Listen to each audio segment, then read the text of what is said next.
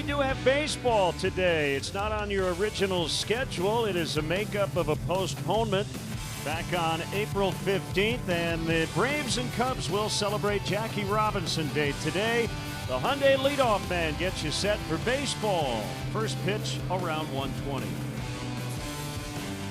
Great to have you with us here on WGN, along with Jim DeShays. I'm Len Casper. The Cubs are 5-1 on the homestand. The competition gets very stiff this week. A game here, and then we go to Atlanta for 3, and the Braves winning a lot of games, especially on the road. Yeah, one of the real surprise teams through the first quarter of the baseball season. The Braves, yeah, they've been outstanding. Best road record in the National League, a 56-run differential, best in the National League. The starters have been good. The bullpen struggled early. They've picked it up. Markakis, Freeman, Albies all putting up big numbers. Markakis hitting 344. Freeman up over 1,000, and both those guys, left-handed hitters, have been wearing out left-handed pitching. Ozzie Albies had a big 2-game series back in April. Ronald Acuna is their new left fielder. They're hoping he's going to be there for the next 15 years or so. Yeah, just a kid. You know, Albies, Acuna, Dansby Swanson, who's on the DL right now. They have a lot of talented young position players. Acuna considered by many to be the top prospect in all of baseball. Interesting lineup for Joe Madden, and he will explain when we return on the leadoff man. The Cubs hosting the Braves coming up.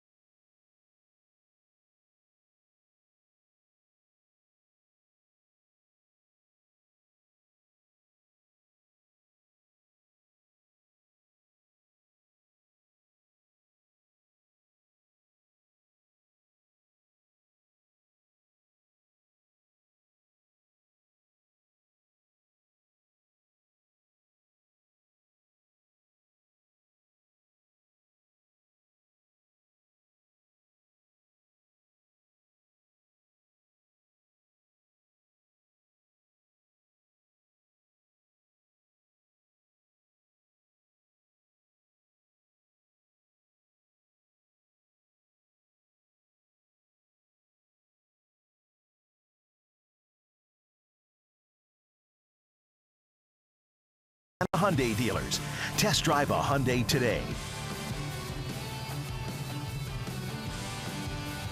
Julio Teheran and Jose Quintana, the pitching matchup this afternoon. Cubs do not have Addison Russell or Wilson Contreras in their starting lineup today. Tommy La Stella will lead off for the first time this season. Victor Caratini is going to catch. And let's get the lineup explanation from Joe Madden. Looking at the names, Zoe actually reads well against this pitcher today. So you get Tommy at the top, take advantage of his left-handed at-bats. He also reads well against this guy. So you take advantage of your left-handed at-bats. So if they want to drop a lefty on there later, you got plenty of righties on the bench. So get him in, get him out.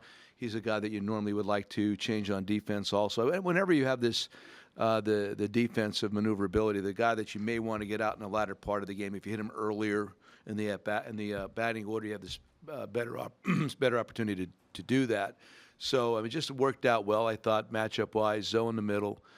Zoe protects. I like Javi, what he's doing right now, and I like Javi driving in runs. In the 5-hole, there's a good chance there's going to be some people on base. When you're built a certain way, where there is actually like somewhat of a platoon built in, you got to platoon.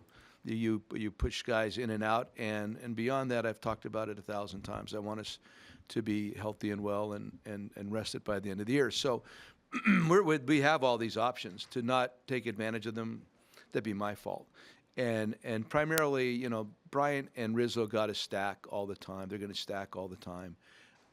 And other than that, and Contreras, I'd say right now, Bryant, Rizzo, Contreras, you should see that stack almost all the time right now. So that's the consistent part, or that's the part that lines up. Otherwise, we're moving it around so much that you're going to see variables. And why put a guy in it? God bless you. Why put a guy in a situation, in a spot in the batting order that may have been where he hit yesterday, whereas the pitcher today is totally different than the dude was yesterday, and totally more difficult than the guy was yesterday. It makes no sense. So, and again, just think about it. You go this, you know, the 2 or 3 times through. You want to get the guys that match up well against this particular starter as often as you possibly can, and the guy that doesn't match up as well maybe less number of times against this particular fellow. So it's just common sense. Always good stuff from Joe Madden. Chris Bryant signing some autographs before this makeup game. Wind blowing out. Nice day. The temperature is rising here in Chicago. Braves and Cubs coming up.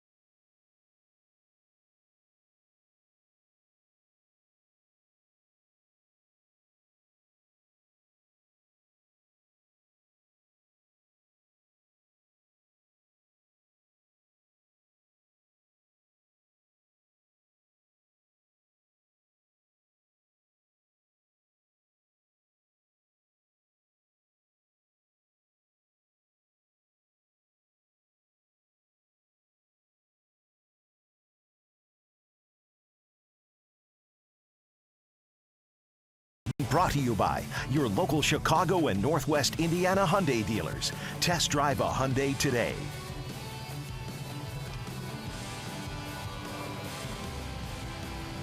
Let's go first to third. The Reds all of a sudden are the hottest team in baseball. 6-game winning streak and engineering their first 4-game series sweep at Dodger Stadium since 1976. The Dodgers have dropped 7 of 8. Manny Machado has been red hot. The Orioles put up 17 runs in a win yesterday. Yankees have won 7 consecutive series. Robinson Cano of the Mariners goes to the DL. He's got a broken right hand. 150 games, 11 consecutive seasons, so that is very much in jeopardy. Left-hander Brandon Mann made his major league debut with the Rangers 16 years after being drafted by the Rays. We'll send it down to the field now for our national anthem. At this time, please remain standing and join Tiff Joy as she honors America with our national anthem. Oh, say, can you see by the dawn's early light what so proudly we held at the twilight's last gleaming?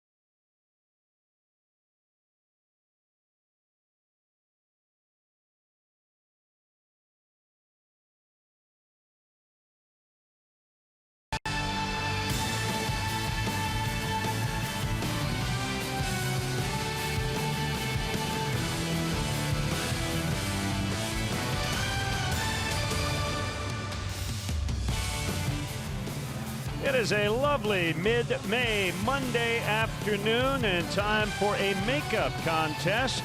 A game that was postponed back on April 15th. We make it up today as the NL East leading Atlanta Braves are in town. The Cubs wrap up what has been a very good homestand. Welcome to the booth. Along with Jim DeShays, I'm Len Casper. The Cubs have won 5 of 6 on the homestand. Braves playing really good baseball. They've got the best record in the National League, and a couple of really good friends are going to match up on the mound today. Yeah, this is kind of fun. We have 2 Colombian-born pitchers working here today. There's only been about 10 Colombians that play in the major leagues, and both guys have been throwing the ball very well of late. Quintana over his last 4 starts, 3-1 with a 2.01 ERA. Terán scoreless baseball in his last 2 starts, 3 career starts here at Wrigley Field. The Braves have won them all. He's 2-0 with a 2.25 here.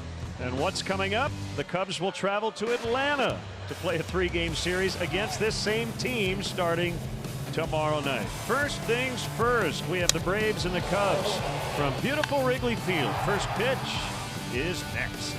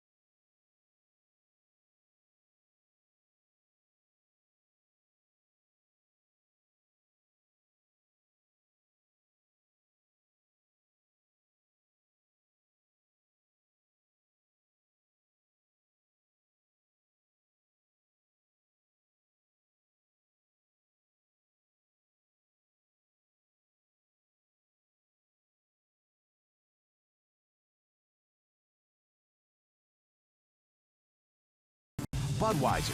Join the team that enjoys responsibly. Budweiser reminds you to drink wiser. Ford, inviting you to visit your local Ford store or buyfordnow.com. Xfinity. Xfinity delivers the fastest internet with the best in-home Wi-Fi experience. Call, click, or visit an Xfinity store today. Lexus. Experience amazing. Blue Cross Blue Shield of Illinois. Choose Blue Cross and Blue Shield of Illinois, the card to carry through it all. Volkswagen. Visit your local Volkswagen dealer or VWDealer.com for the Volkswagen dealer near you. And by Southwest Airlines. Yes to low fares with nothing to hide. That's transparency.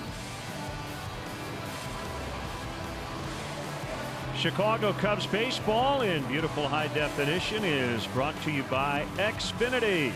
Xfinity delivers the fastest internet with the best in-home Wi-Fi experience. Call, click, or visit an Xfinity store today. Right on cue, Anthony Rizzo and the Cubs take the field. And the Braves look like this offensively. They have won 10 of their last 11 on the road, and they're scoring 5.46 runs per game, second among all major league teams behind only the Yankees. 2 youngest guys in the league right at the top, Albies and Acuna. Freddie Freeman putting together an MVP type start. Nick Markakis is the right fielder and off to a sizzling start. Flowers the catcher. Inciarte starting to heat up after a cold spell. Jose Bautista now playing third. They brought him up recently from AAA. Charlie Culberson's the shortstop. As JD mentioned, Dansby Swanson's on the DL. And Julio Teheran, the pitcher, will bat ninth. Cubs defensively this afternoon. You look to the outfield, you'll find Albert Almora Jr. in center, flanked by Zobrist right. Schwarber left, infield of Bryant and Baez. Third short, Tommy LaStella gets a start at second today. Anthony Rizzo's your first baseman. Victor Caratini's the hind catcher. And the Cubs Blue Cross Blue Shield starting pitcher today is Jose Quintana. Choose Blue Cross and Blue Shield of Illinois. The card to carry through it all. He's making his 8th start. He was 4-2. The club is 5-2 in his 7 starts. 4.42 ERA. He's only allowed 1 earned run in his last 3 starts. And during that stretch, he's gone 2-1 with an 0.53. Same umpiring crew that we had over the weekend against the White Sox, with one change. Shane Livensparger will work home plate. Brian Gorman is the crew chief. He's at first. Adrian Johnson at second, and Trip Gibson is over at third. And again, all men in uniform today are wearing number 42 in honor of the late Jackie Robinson. April 15th marked the 71st anniversary of his major league debut with the Dodgers. And Robinson broke baseball's color barrier that afternoon. Jackie played 93 games here at Wrigley Field and hit .295 with 5 home runs.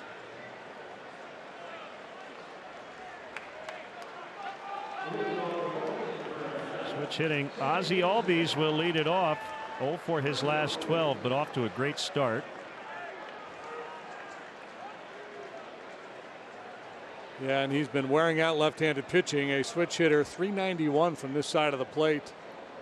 Here we go. Quintana's first pitch is downstairs for ball 1. The 2 games in April, Albies here at Wrigley went 5 for 10, 3 doubles, a home run. And he sends one out into deep right, and that will be a leadoff home run. I didn't even have time to mention he has batted .436 in the first inning this season, and that average will go up, and it's 1-0. Yeah, he's just a dynamic little player, and I keep calling him little because he's not really tall, but he's very strong, as you saw. The ability to drive the ball out of the ballpark in any direction. He leads the league in extra base hits. Fastball outer third and down. Not a bad pitch at all, but you see the big leg kick generating a lot of power. And unlike over the weekend against the White Sox, pitchers will not get away with fly balls. The wind is blowing out at 6 miles an hour, 75 degrees as we get started.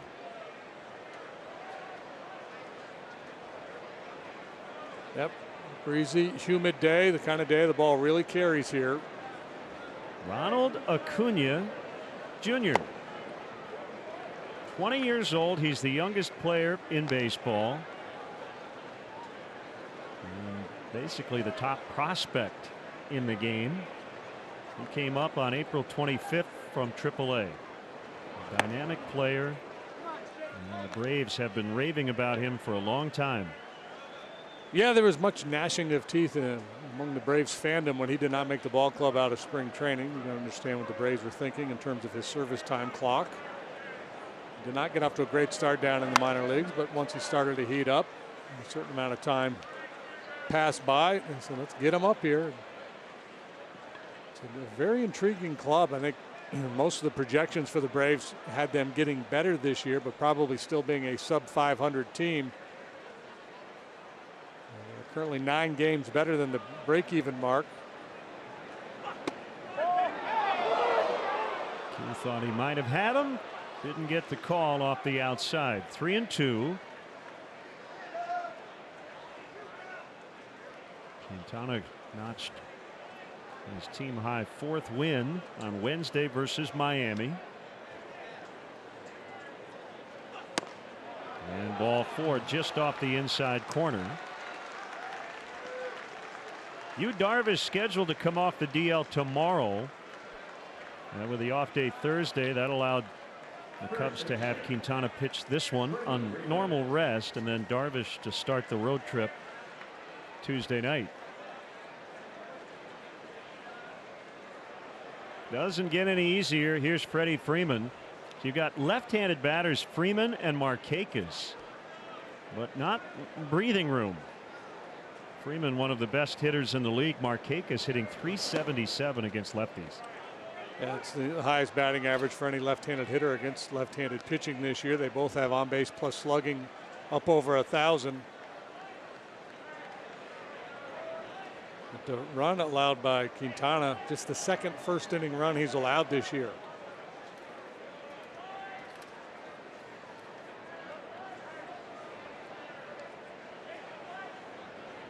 Jose making his 22nd start as a Chicago Cub, 11-5 so far with a .394 since coming over from the White Sox. 2 balls, no strikes. Freeman does everything well as a hitter. He's hitting for average, he's hitting for power, he walks as much as he strikes out. A good line drive hitter. Tough to defend, he uses the whole field. That fouled out of play.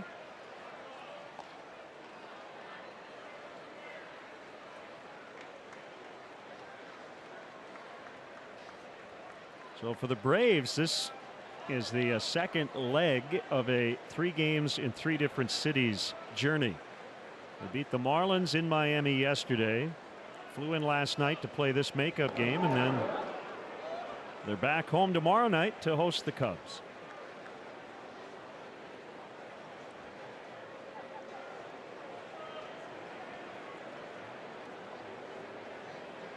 It's Brian Snitker, their manager. 2-1 pitch. Looked pretty good. Didn't get that call. 3-1.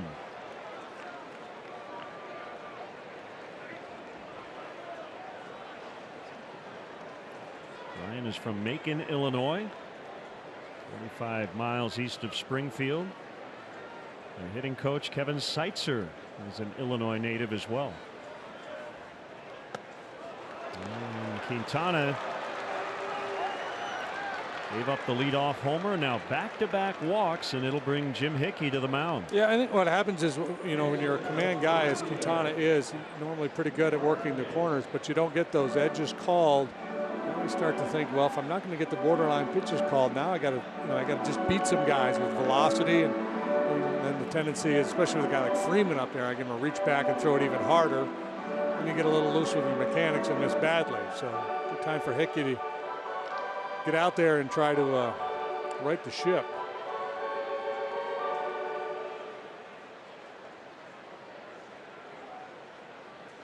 So it is Nick Markakis, second in the National League with his .344 average.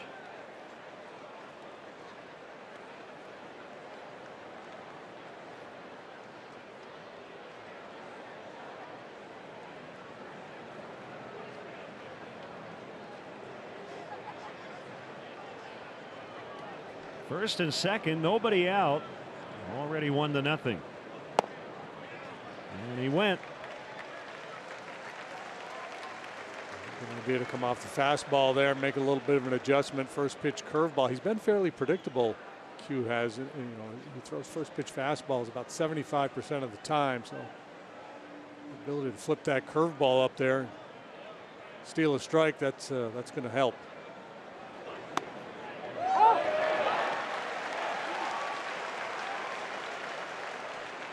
Oh, 2. Acuna at second, Freeman at first. Albies led off the ball game with an opposite field home run.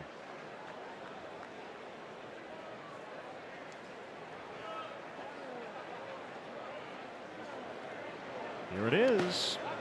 Just knocked down by Victor Caratini. Former second-round pick of the Braves. Got another former Brave out there, Tommy La Stella, playing second.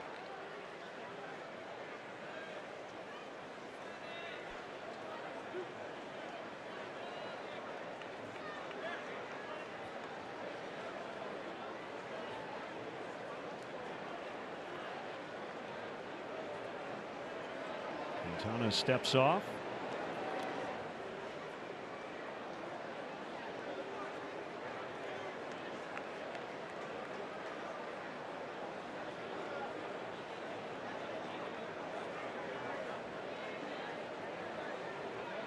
Set at the belt. fake move to second. Braves run. They are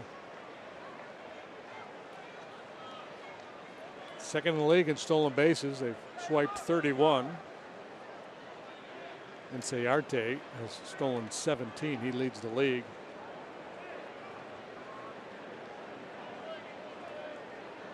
Freeman very aggressive down there at first base with his secondary lead, with Anthony playing well behind him, with Markakis up there swinging from the left side.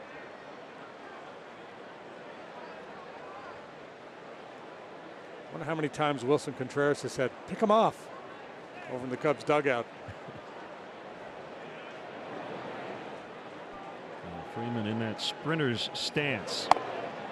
So 0-2 to 3-2.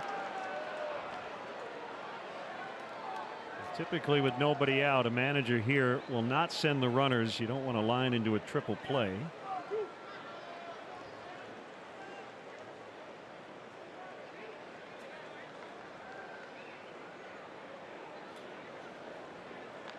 Jose needs an out.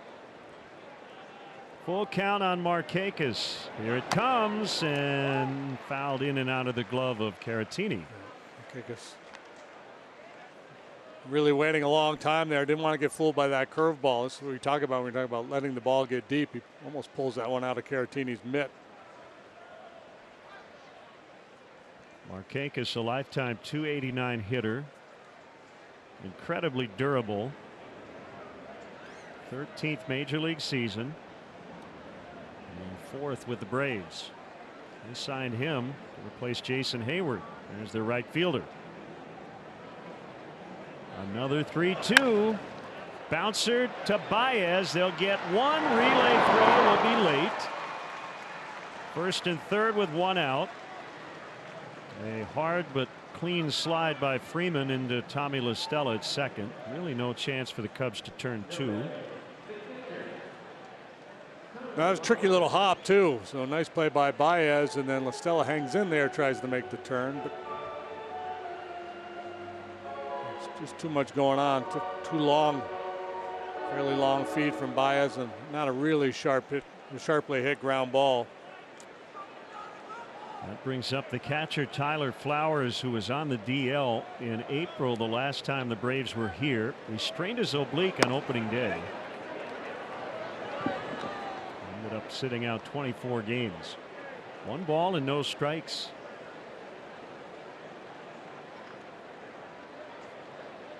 Former Battery mates, right?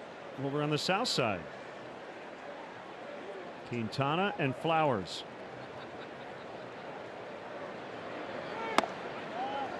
Two 2-0. Tyler Flowers has been a really nice bargain for the Braves. Good offensive output the last couple of years. Made $2 million 2 years ago, $3 million last year, and playing on a $4 million club option this season.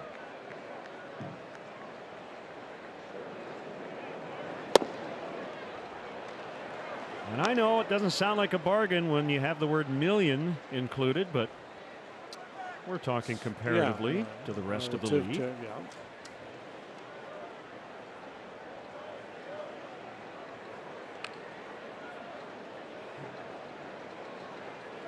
3 balls, no strikes.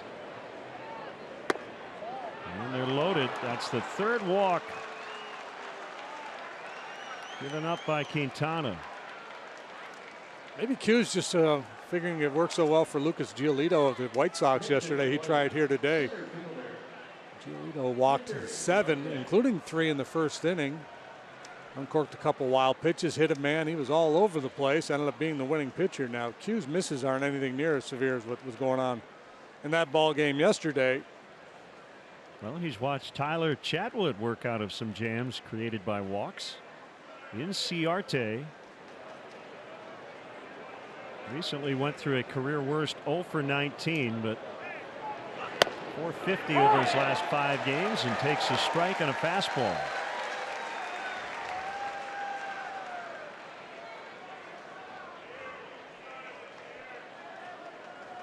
Yeah, he was really scuffling when the Braves came to town back in April. 9 out of his last 20. 0-2. Even Sparger, the home plate umpire, opening it up a little bit. It's been relatively tight here in the first. The last time Quintana faced the Braves, he thought it was a guaranteed loss. Cubs were down 10-2 at one point, won that game 14-10. I don't think that's his goal this time, however. Yeah, and that was one of the worst days you're ever going to play baseball weather-wise. It was just brutal. He went 2 1/3, allowed 7 runs in that game. It's his shortest outing since 2013. The 1-2 pitch. Called strike 3. Well, I'm not sure what Inciardi's beef is with that one. The previous one off the edge, I get, but that was a good-looking pitch here. This appeared to get plenty of the plate, and it appeared to be high enough. Obviously, he thought otherwise. Jose Bautista has faced Quintana a fair amount. He's 1 out of 19 in his career. The one hit was a home run. He sat out the offseason, signed a minor league contract with the Braves in mid-April. Was selected from AAA on May 4th. 0-1. 332 career home runs.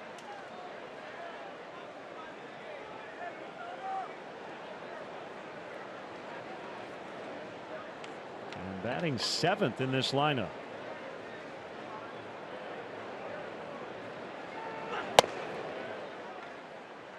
And the guy who will take his walks. He's had a marvelous career and obviously in decline. Hit just a little above 200 last year. He still has power in his bat, but the bat speed has slowed.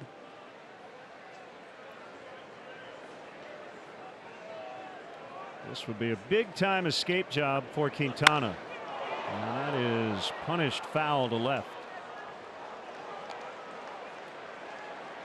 What you find with a lot of veteran guys as they get older, the bat starts to slow down a little bit, so they have to cheat to get to the fastball. So they can still hit the ball out of the ballpark, but when you start cheating early, you become susceptible to off-speed pitches, a swing and miss more, and the batting average suffers.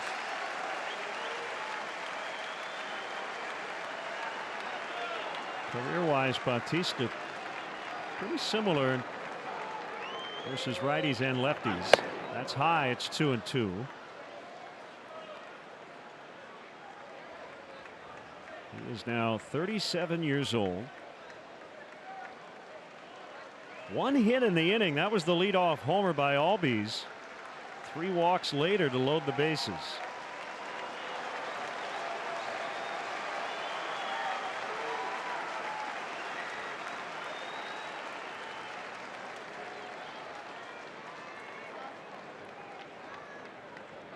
The kick and the 2-2. He got him. So certainly a moral victory for Quintana. The Braves get a run. That's it. They leave him loaded. And the Cubs bats are coming up when we return.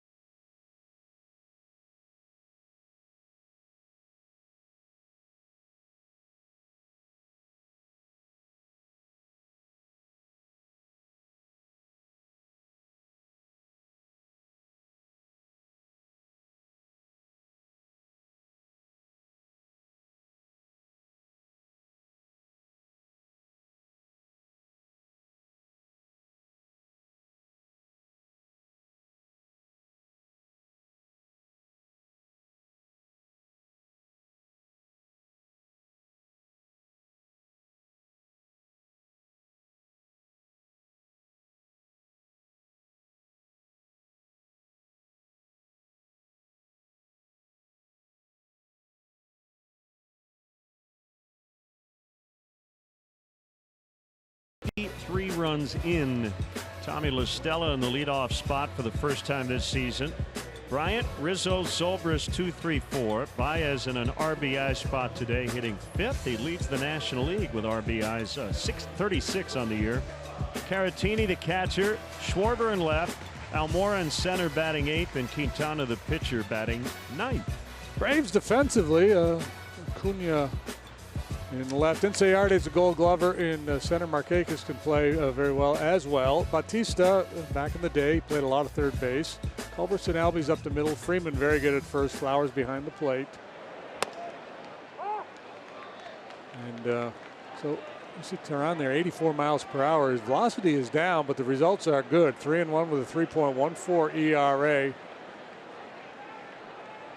The 0-1, LaStella softly rolls to second, and Albies will shuffle it over to Freeman for the out. So Julio Teheran, wearing a Braves uniform, has done something even the great Greg Maddux wasn't able to do. He's made 5 consecutive opening day starts. That is an Atlanta era record. You might claim, well, Maddux was surrounded by guys like Smoltz and Glavine, so you can understand why he might not make 5 in a row. I'm just pointing out that he has. What about Phil Niekro? How many did he make? I think maybe 4. It's in their notes. I'll find it.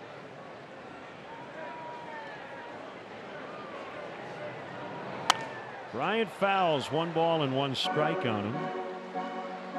Been awfully tough to hit that 205 batting average against. Last 5 starts, a $124. He's pitched scoreless baseball in 3 of his last 4 outings. Fastball will top out at 93, average about 89, 4-seamer and a 2-seam sinker. And Riefensparger, after being tight early, he's bought in. He's really starting to open up this zone. Slider is probably his best secondary pitch. He also throws a changeup and a curve, and every now and then a real slow curveball. Popped up, shallow center. Culberson, the shortstop, waving everybody off, and he makes the grab. And since you asked, I'm going to give you a very detailed answer. All righty. 2 other Atlanta pitchers made 4 consecutive opening day starts. Maddux in the mid-90s, Rick Mahler in the mid to late 80s. I was going to say Rick Mahler. Phil Niekro made 8, but he didn't make 5 in a row. The last Brave to make at least 5 consecutive opening day starts was Warren Spahn, but that was with Milwaukee, 6 in a row, 57-62. That's all I got. That's good. That's good information. I would like to have a rotation of Spahn and Niekro and Maddux. And Teheran? Teheran and Mahler would be good back of the rotation guys. I would feel pretty comfortable going into a season with that. Rizzo's had a big homestand, hitting .389, 9 RBIs. Careful, careful. The first 2 from Teheran.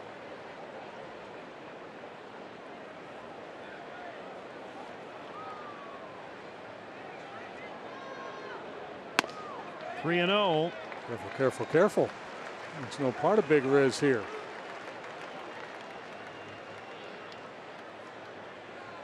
Not every loss feels the same, and feels like yesterday's loss was one of some regret. 5-3 to the White Sox. That's a strike, as Anthony had already discarded his bat.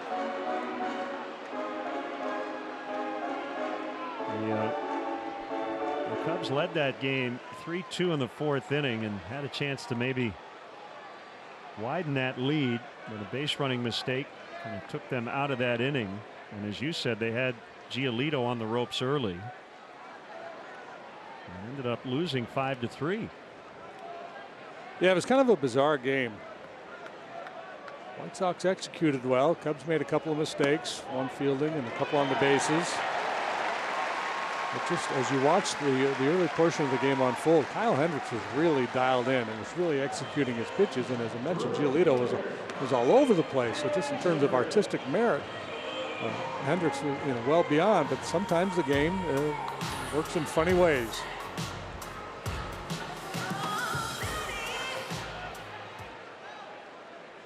And Zobrist in the cleanup spot. Tehran's been really good so far this year. He has had first inning issues.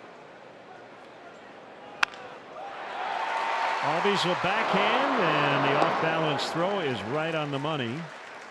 So a 2-out walk does not hurt Tehran. It's 1-0 Atlanta in the makeup game after an inning.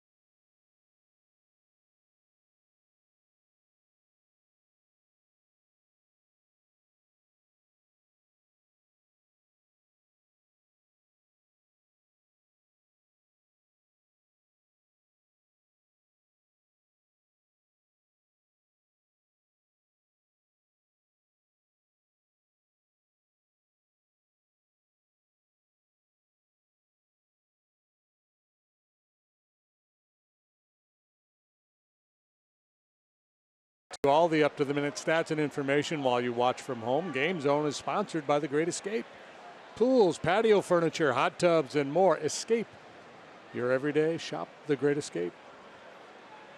That little dude skipped preschool to come here. That is a big-time baseball fan. A strike on Charlie Culberson, the shortstop. Dansby Swanson has a left wrist injury. He's on the DL.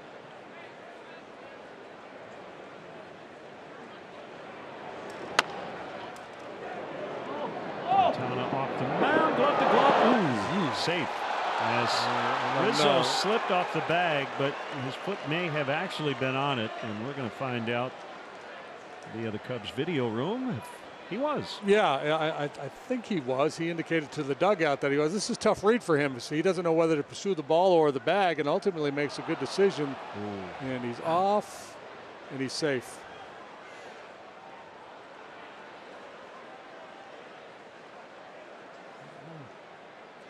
Good athletic play by Quintana, and it looked like Anthony came off, and by the time he got back, Culberson had gotten to the base.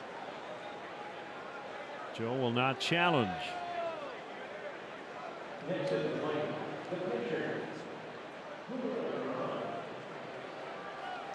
Waiting on a scoring decision as Tehran will step in. They charged Anthony with an error there. Tehran, a real good bunter. 54 career sacrifice bunts. And off the outside. You mentioned the fact these two guys are from Colombia, and they are tied for the all-time career wins list among pitchers born in Colombia. Yeah, their records are almost identical. One loss record ERA, just a fraction separates the two of them. There's the bunt. Bryant will throw, safe. Javi thinks he tagged Culberson. So again, the Cubs will check with a video room. A very aggressive play by Bryant.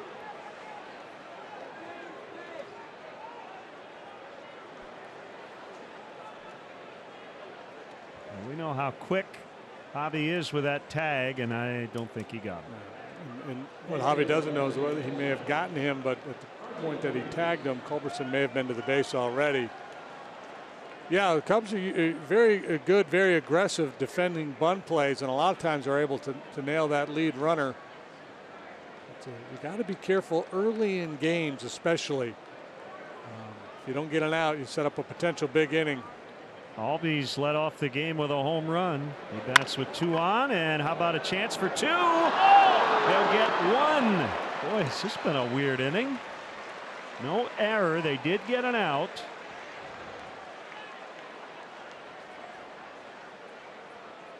Yeah, so and you could, this is like that earlier ground ball. Just off the bat, it looked like trouble. Kind of a bounding ball with a funky hop. Well, Baez is in a hurry there because he's thinking too. So all of that conspires against him. But then his good hands bail him out here. This is kind of clever. Little flip roll to La Stella to get an out. So first and third, and it is Acuna who walked his first time up. Quintana threw 33 pitches in the first inning, the most he's thrown in an inning this season. And the Braves are in swing mode here in the second. It's the first time since 2012 he had walked 3 batters in the first inning. But he only gave up the 1 run. Braves as a team batting .303 with runners in scoring position, and their MO has been to swing early. They've been very aggressive. That is high.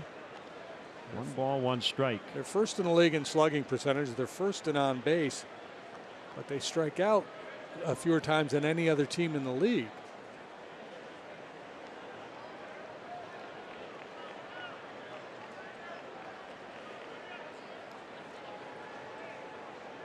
Throw to first, runner back. Albies has 5 steals.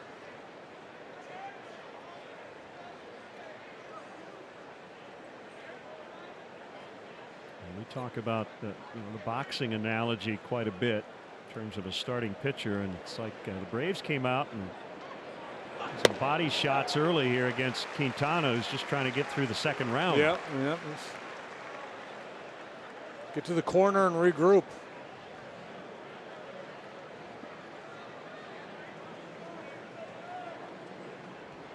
One and 2 on Acuna.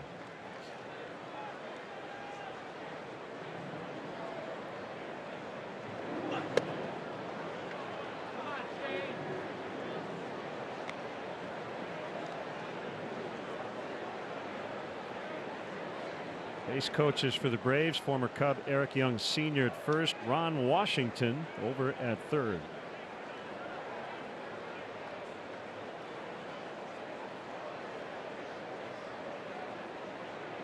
Two try, fouled away. We're seeing a lot of major league hitters now go with the C flap, and it's interesting. Acuna is the youngest guy in the league, and he's wearing one. Sure feels like within about 5 years, more than not, we'll be wearing it.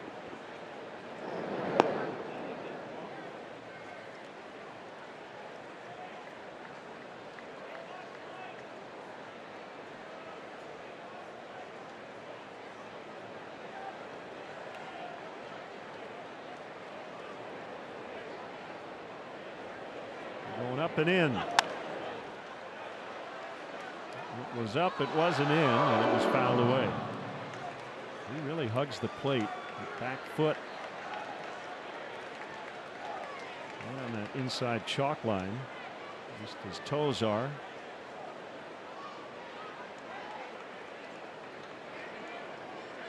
Kind of like Anthony, isn't it? Yeah. It's a pitcher, you look in and see that, you know, where do I go here? Because you know, if the hitter's that close to the plate, he trusts his quick hands to get to the inside pitch. He got him.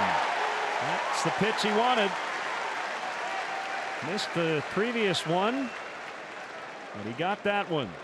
Yeah, because if you shoot for the outside corner, that's very toolable for the barrel for a guy like Acuna and Rizzo. We see it time and time again. So if you're going to go away, you almost have to go off the plate. Jackknife action with a fastball that catches the inside corner. Freeman with runners at the corners. Ball one. Pretty good pitch.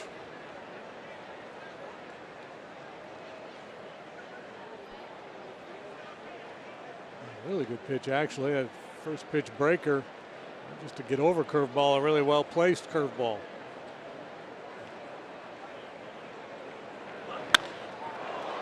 Center field, it's Almora.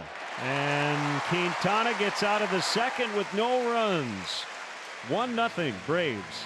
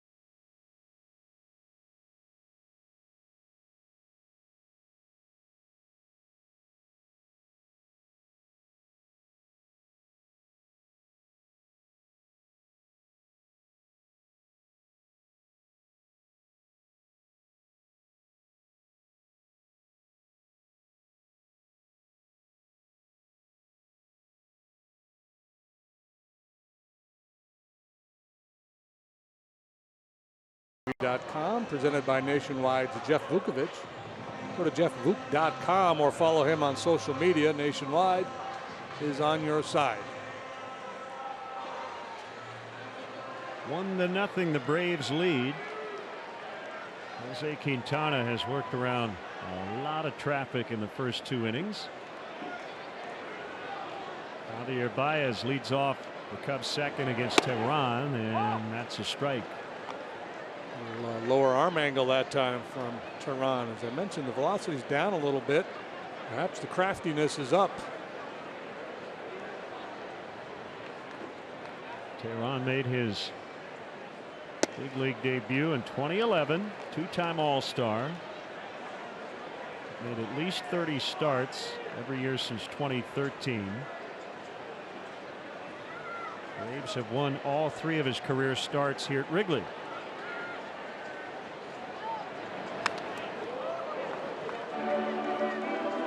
Better on the road than he has at home, and that was a big part of his story last year in their new ballpark in Atlanta. He's got a 2.05 ERA so far this year on the road, 4.29 at home. I think it smoothed out a little bit last year, but yeah, better than 2.5 runs a game better on the road than at home last year.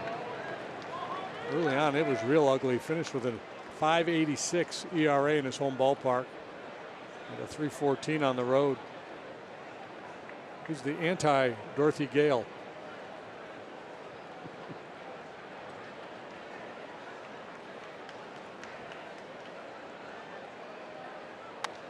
Baez fouls. Probably the only guy in the Braves that was excited to make this trip. From Miami to Chicago to Atlanta. Yeah. Can Javi work a 3-2 and draw a walk? His last walk came on April 11th. Is that intentional or non-intentional? Swing and a miss, strike 3. Actually, it was intentional. The last unintentional walk was April 7th. First strikeout for Tehran. Cubs fans, nobody tops your passion. Nothing beats the experience of Cubs baseball here at Wrigley Field, and be a part of it all season long. Everybody in. The Cubs return home next Tuesday night to face the Cleveland Indians. Tickets for that 2-game series are still available at Cubs.com.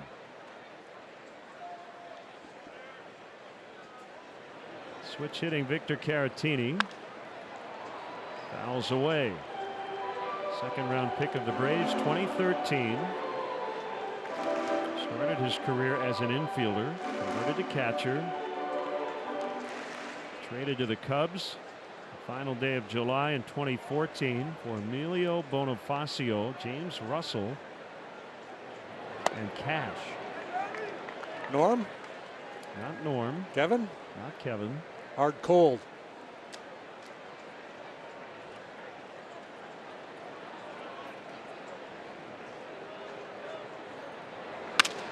Broken bat, pop fly. Albies on the back pedal has it. Guess it would be cold hard. Yeah. No reason why you can't. Could be hard cold, Cash. Kyle Schwarber with 2 outs. So I mentioned to Tehran, kind of the storyline, if you don't get him early, you might not get him at all. He allowed 15 runs coming into this game. 10 of those runs had scored in the first inning of his starts.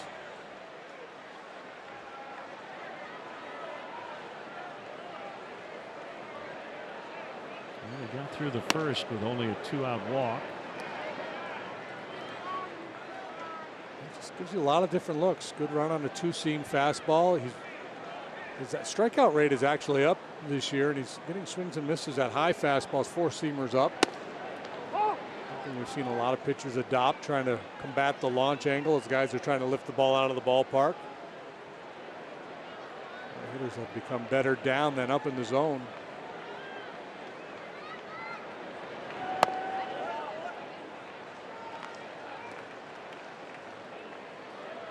He's got a real, what I guess, for lack of a better word, would call a real athletic delivery. Does that make sense? Mm-hmm.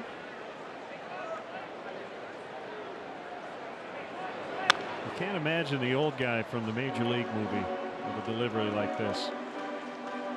What was his name? The 40-something soft tosser.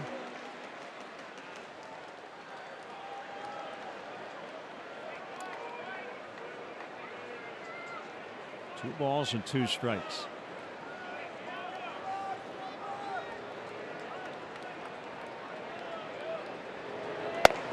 Riser missed, and it's full.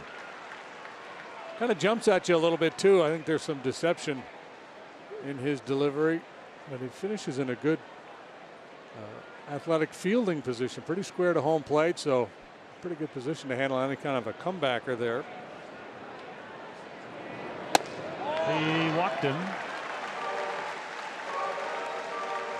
That'll get Almora to the plate with a man on.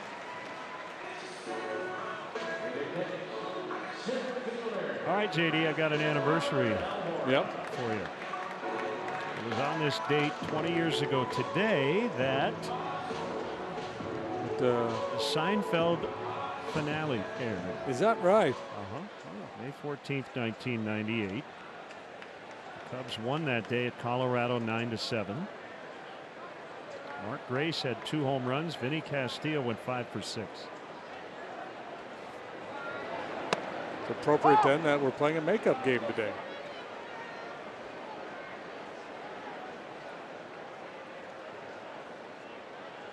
Makeup games are the best. Okay, I got it.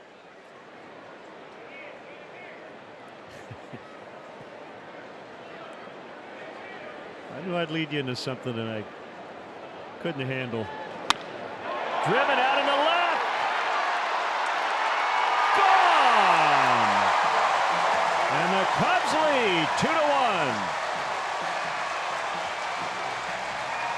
Albert Almora with a line shot homer. Get your dance on, fellas. 2 outs, nobody on when it started. Schwarber takes the walk. Almora delivers the long ball. Hanging slider. First long one for Albert since April 14th. Well, this is his second on the year, as a matter of fact. Look out, folks. Incoming.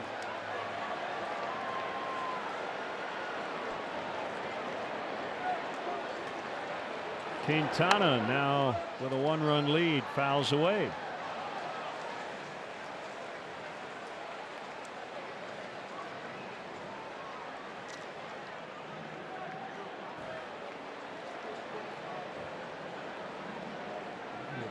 Bottom of the order ambush. Tehran will get Quintana. 2-run homer by Almora. And the Cubs, after 2 innings, lead the Braves 2-1.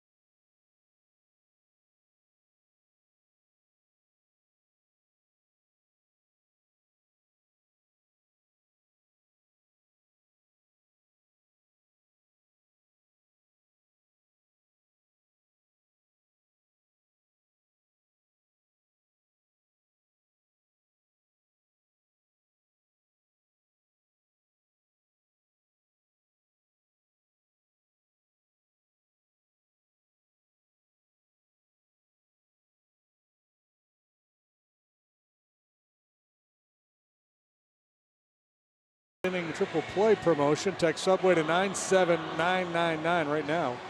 And the 300th texter will win a $30 gift card to a Subway restaurant in the Chicagoland area. Subway, so much sandwich. Let's take a look at the Southwest Airlines. How far did it fly? The distance of the Almora long ball, 377 feet. Go to WGNTV.com/contest for a chance to win round trip travel for 2 on Southwest Airlines in the United States and Puerto Rico. The previous Almora home run was in the first inning on a bitterly cold Saturday, April 14th, and the Cubs beat the Braves 14-10.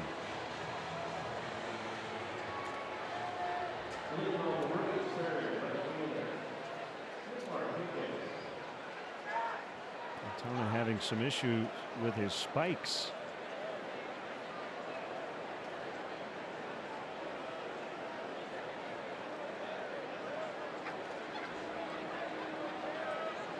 Nick Markakis will lead it off, and we had a little fun with this, talking about this Braves team. Nick Markakis is the active leader in wins above replacement among guys who have not made an all-star team. And he's playing like he's going to make the all-star team this year. But, Nick is 34 years of age now. Had a long career, good career, but never been an all-star. 34. The moment that would be for him. Final year of his 4-year deal. I'm surprised Simmons has not made an all-star team. One strike on him. Quintana has been in all kinds of trouble. Leadoff homer in the first, then he walked the bases loaded. They put the first 2 men on in the second before he got out of it. And he leads this game 2-1.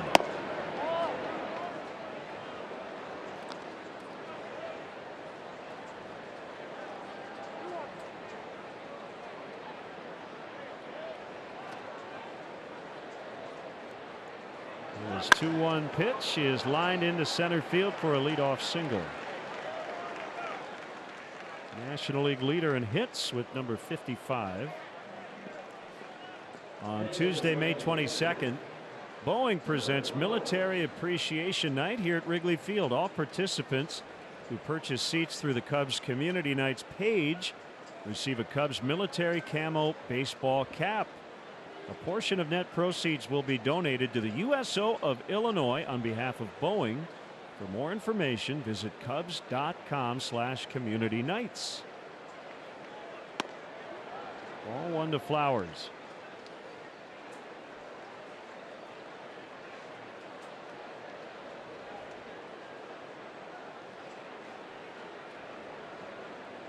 What is it? April showers bring May flowers. Is that the line? Yeah. Well, we got a lot of showers in April.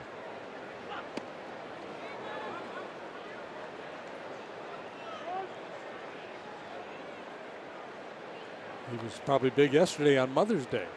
Yeah, and here he is. Flowers in May. He showed up in May.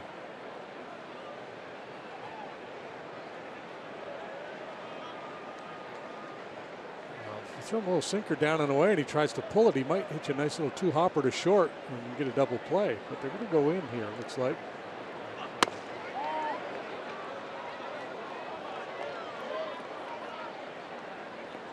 Might just be one of those days for Quintana. He's working in and out of jams. Yeah, you know, that's the kind of thing. If the guy's in swing mode, if you've been around the plate and you're throwing enough strikes and guys start getting aggressive, you can get a swing and some weak contact on that inside fastball. Towering fly ball, and the wind is going to take it on out of here. On a 3-0, Tyler Flowers gives the Braves the lead again. I was just going to say, when you throw that 2-0 fastball inside, you have to be perfect because there's a pretty good chance you're going to get a take there. And if it doesn't catch the corner, now you're 3-0. Now you make a guy that much more dangerous.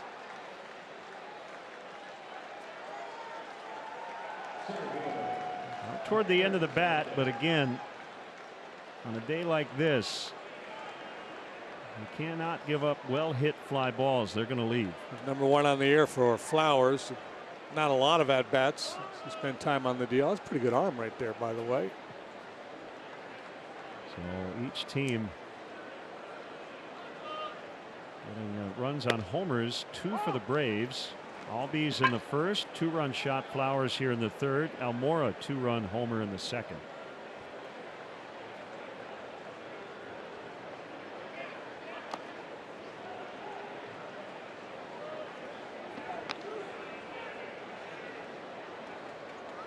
I got a 14-10 final. That'd be ironic, wouldn't it?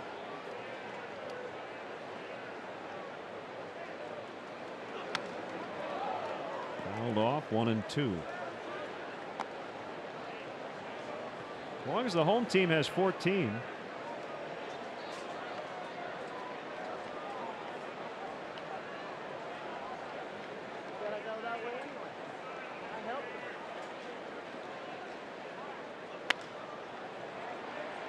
There's a lazy fly ball, and Almora will grab it. Let's step aside and see what's coming up on WGN.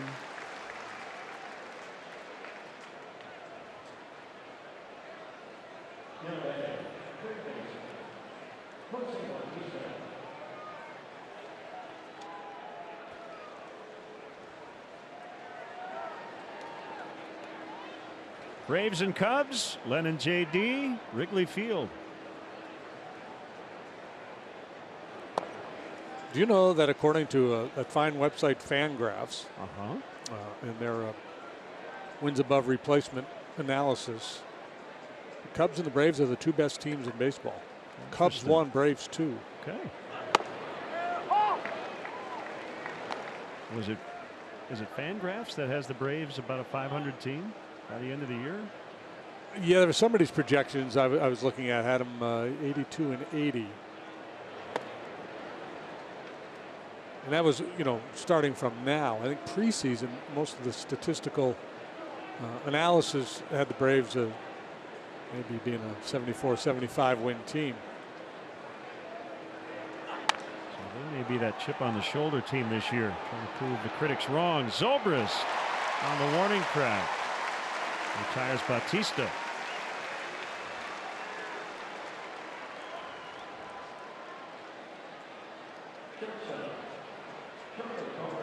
Here's Culberson. If you joined us late, we're getting a lot of tweets. Why are no names on the backs of the jerseys? Well, all the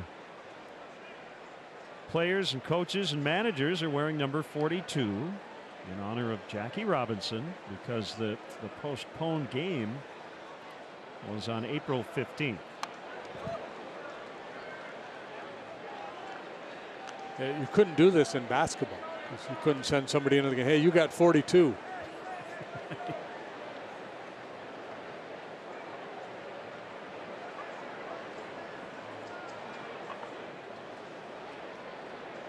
The 0-1, Culberson with a half swing, and he rolls it foul. Yeah, how about football?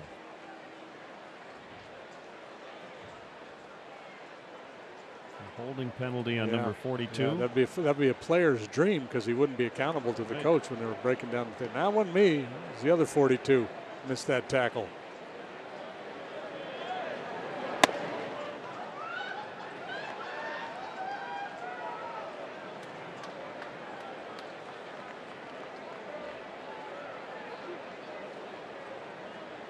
Thing we know about Quintana, watching him pitch, he doesn't quit. He's a good competitor. Keeps his head about him when things are spinning out of control around him.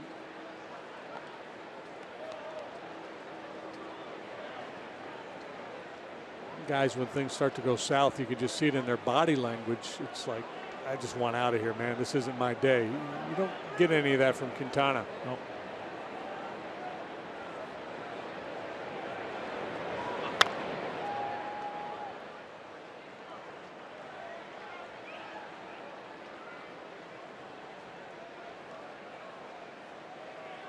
Kind of a fun Ed Hardig note. This is the first time for the Cubs since 1990 they will have played the same National League opponent in both cities on consecutive days. And you have that occasionally in interleague play.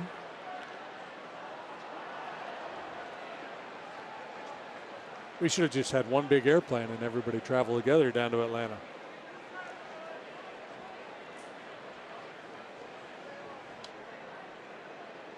Probably not going to happen. Bring the umpires and everything. Come on. We're going to Atlanta for 3. Swing and a miss. Strike 3. It's 3-2 Atlanta. You got to get me one. Come on, baby, don't you wanna go?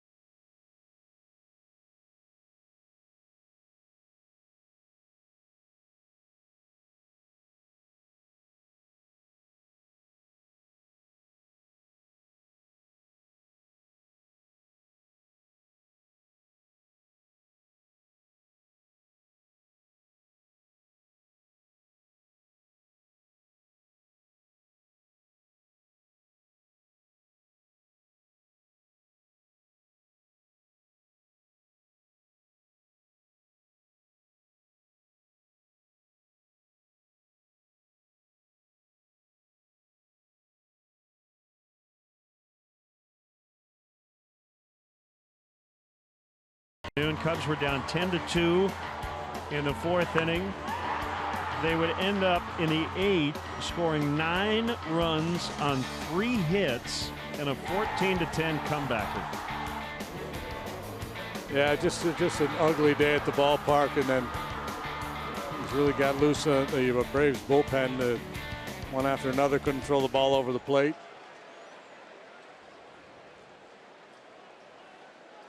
Braves bullpen, aside from that game, had struggled a little bit early on. They've been much better of late. Second time through for Tehran, facing Tommy La Stella. And lined off the glove of Freeman, and that'll be a hit for La Stella.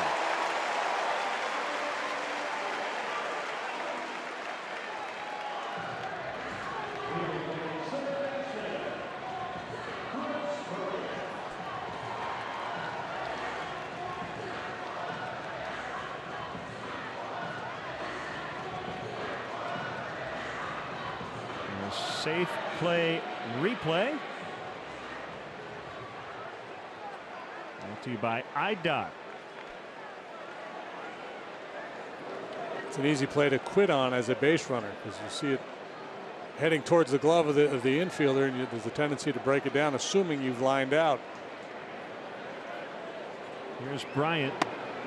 And takes a strike on the outside edge.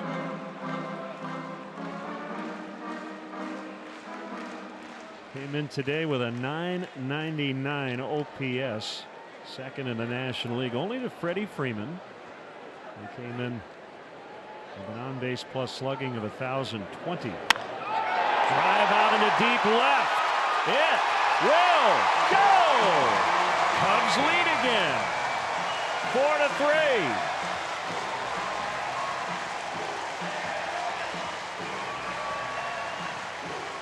Well, his O and his S just jumped up a bit with that swing of the bat. Home run number 8 for Chris Bryant. Like so many of these Cub hitters, having one heck of a homestand, that little get-over slider, more of a cement mixer, didn't really do a whole lot until a point of impact there.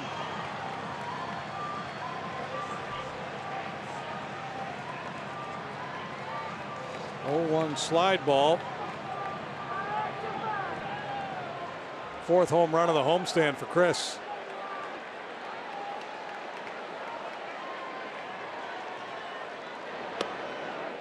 Low to Rizzo. Each team with 2 home runs.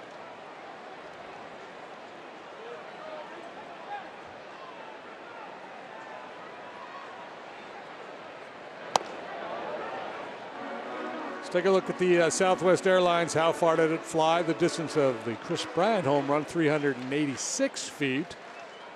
Go to WGNTV.com/contest for a chance to win round trip travel for 2 on Southwest Airlines in the United States and Puerto Rico.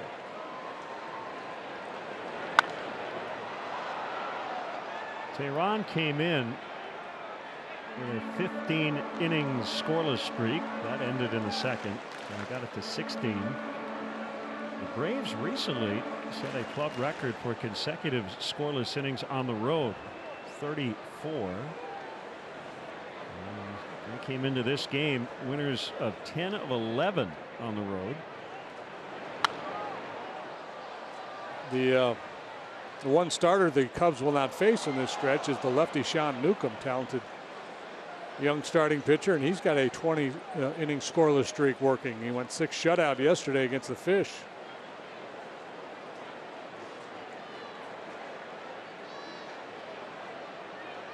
Yeah, he left that game on April 14th with a 10-2 lead. Thought he had a win in the bag.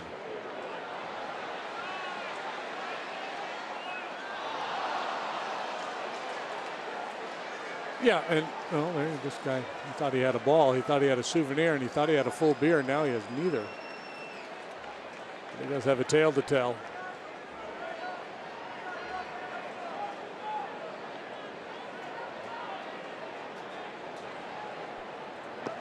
You know what ended up being more important to him, and that's okay.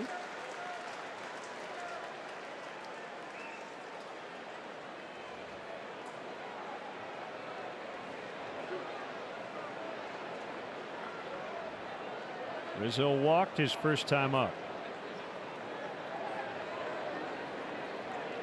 What were we talking about? What were we talking Yeah, about? we were talking about something before that foul ball. No idea. Rizzo walks again.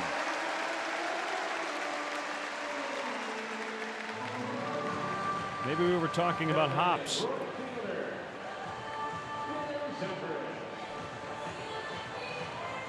Zobrist. You get the sense that, I don't know if it's the Braves strategy, but maybe Tehran's strategy that just not going to let Rizzo beat him here today because very tentative.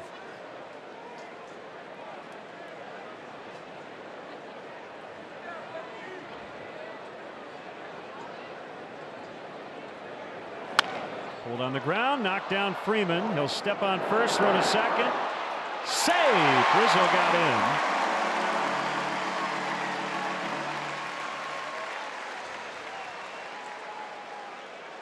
Braves will check on the replay.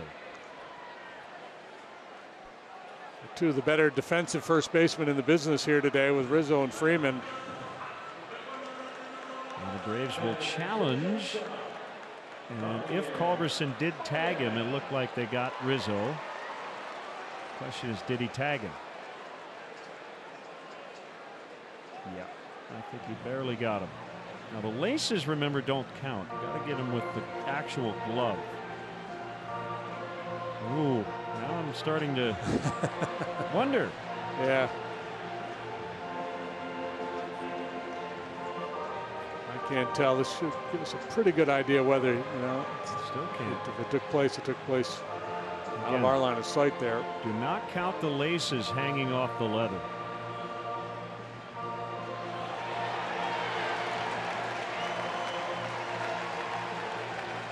This was the sandlot, the playground. They just talk it out. I got you. No, you didn't. Yes, I did. And then, he'd be safe because Anthony's bigger.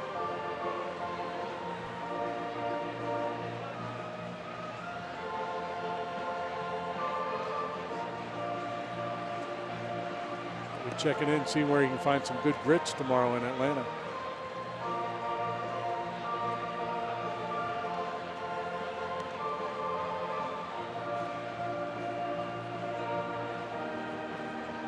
This feels like the kind of day where you'd like to maintain your challenge. We've got a lot of twists and turns to go. We're only in the third inning, so this could be an important call in that regard. If Rizzo is safe, the Braves lose their challenge.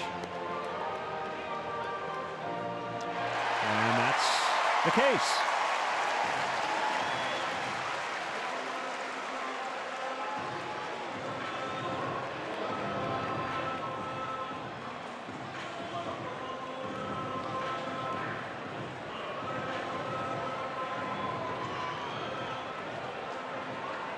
Hernandez didn't like the call. Here's Javier Baez. It's second. One out.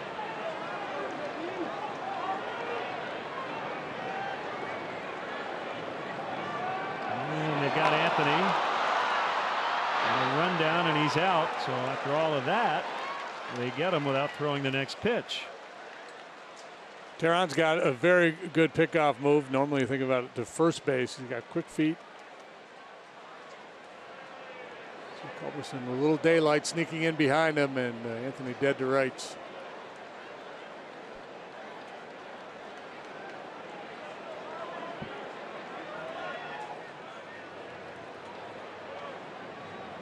So 2 outs and the pitch to Javi. Swing and a miss.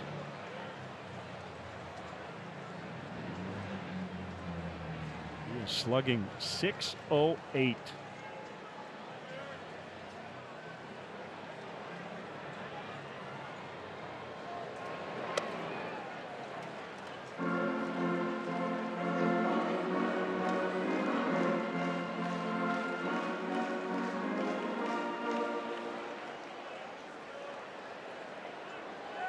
Two-run single in the first yesterday, one of only 3 hits that the Cubs had in the ball game.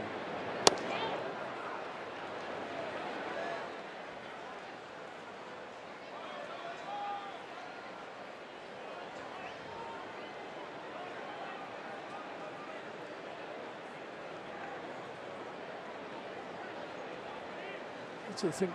For me, Javi's been missing in the zone more lately. Normally when you think of Baez, it's chasing the slider off the plate or the breaking ball in the dirt and sometimes the elevated fastball. But recently, some of these games, just a little late, maybe pulling off the ball a little bit. But he's had pitches in the zone that he would normally square up that he's missed. Ground ball to third. Left by Bautista. He'll fire across for the out.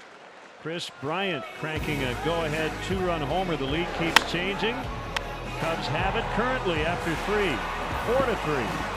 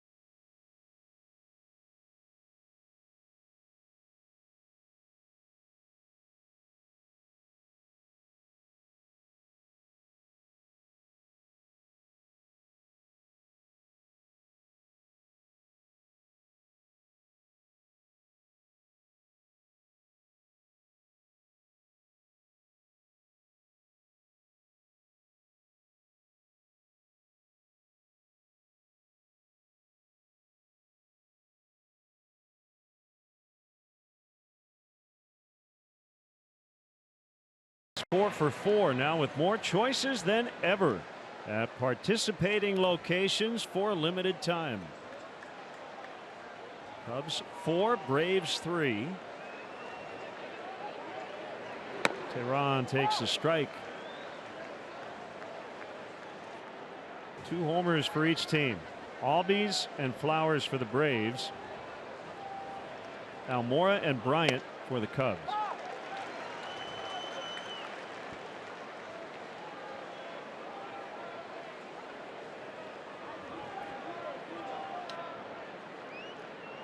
Q with an 0-2. It's now 1-2. Check out these numbers, how closely they compare. 20 more starts for Quintana. ERA is almost identical. I love how Tehran tried to sell that. That pitch was over the plate. He skedaddled like that was going to take his head off. So called strike 3, 1 away.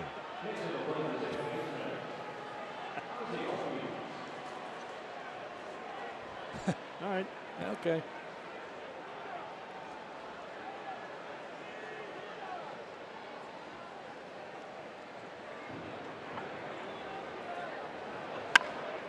Hooked into the left field corner by Albies. He's around second, and he's going to hold there with a double. Continues to slug. 3 games against the Cubs this season. 4 doubles, 2 home runs. He cooled off a little bit coming into this ball game. He was nothing for his last 12. But we've seen a whole lot of this. This guy scooting around the bases. I don't know if Ozzie has a special nickname. But I've got a suggestion if he's up for it. Yeah. I mean, I guess Ozzie is his nickname. Yeah. But decent student. Like all C's? All B's. Albies. Oh, that's a good Aussie.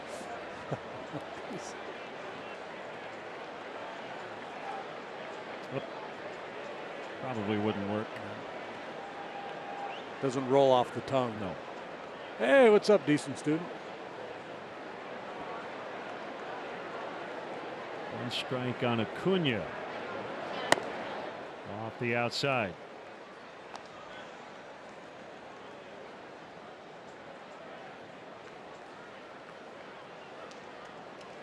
And yeah, I would keep an eye on him out there at second base as well. Estella is. Don't let him get a running lead. He'll steal third base on you, especially with a right-handed hitter in the box. Our Lexus Run Predictor is brought to you by your Chicago area and Northwest Indiana Lexus dealer. Tying run at second base. With one out. And a 2-1 to the rookie Acuna. And 3-1. He looks the part. 20 years old, but looks very comfortable at the plate. He has not been in a hurry so far. He walked in the first, took a called third in the second.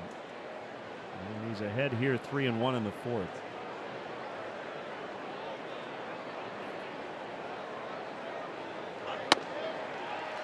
That, however, benefits Quintana as he just swung at ball 4. Yeah, that's a bad 3-1 hack. I mean, if you're going to swing 3-1, you might as well let it eat. I mean, just turn it loose.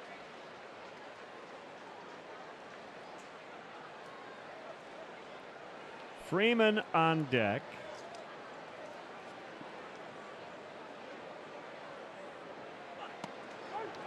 He got him. Similar pitch to the one he struck him out on in the second. On that inside corner. This one was up though. Yeah, that's, boy, you see a catcher have to go up the way Caratini did to get that ball. That's almost never called a strike.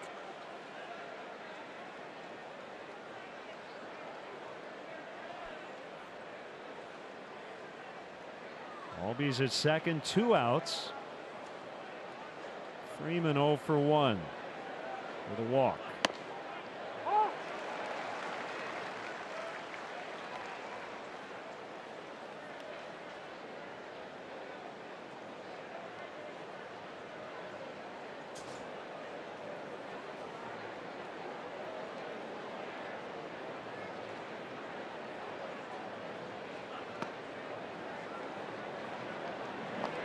.303 batting average with runners in scoring position for the Braves, the best in all of baseball, or at least all of Major League Baseball.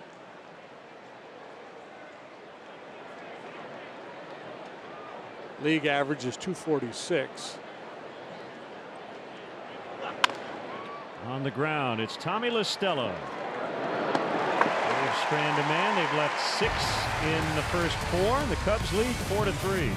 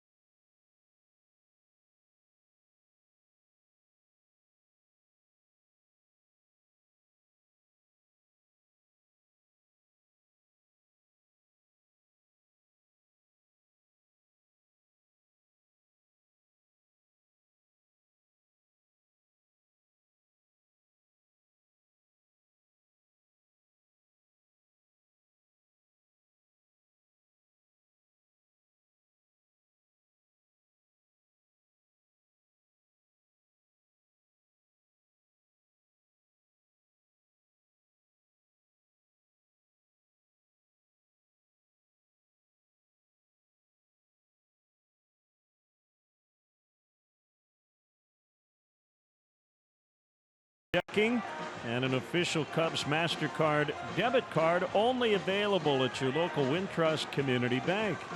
Go to wintrust.com/Cubs to learn more. Member FDIC.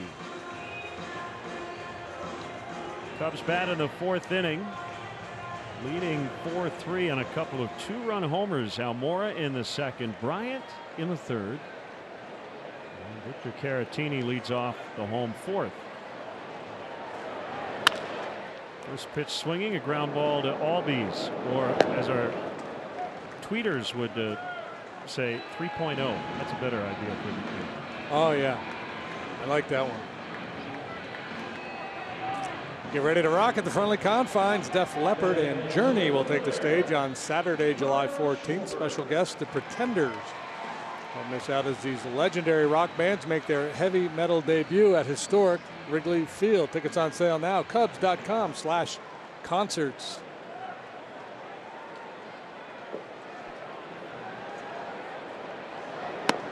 Schwarber walked with 2 outs in the 2nd, right ahead of the Almora home run.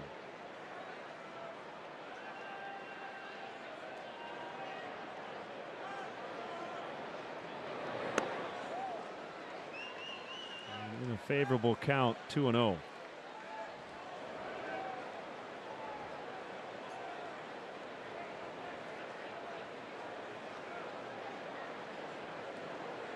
Put him in a box. He didn't go there. He's pitching Schwarber the way he has pitched to Rizzo.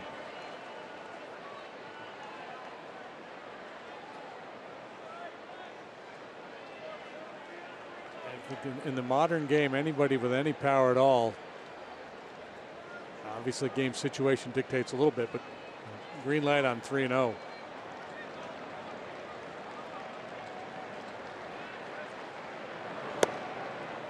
Some guys don't like it. Some guys don't want to swing on 3-0. And Schwarber's, he typically sees a lot of pitches anyway. Doesn't panic when he has a couple strikes on him.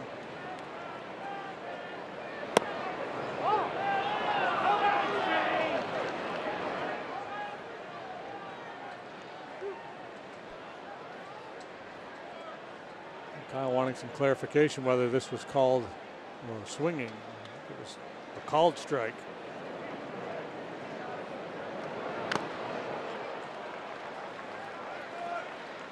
Cubs are still in 4th place in the NL Central, but don't let that fool you. They're only a game out of 1st. Brewers won their game yesterday in Colorado. The Cardinals lost in San Diego, and Adam Wainwright's elbow is barking again.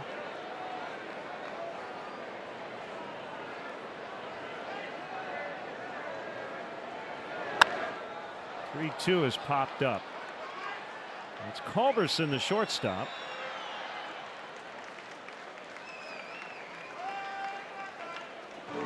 Did you see the story? The Texas Rangers have a 33-year-old southpaw named Brandon Mann, and he made his big league debut 16 years after he was drafted. The then Devil Rays took him in the 27th round in 2002. Pitched in Japan, pitched in independent ball.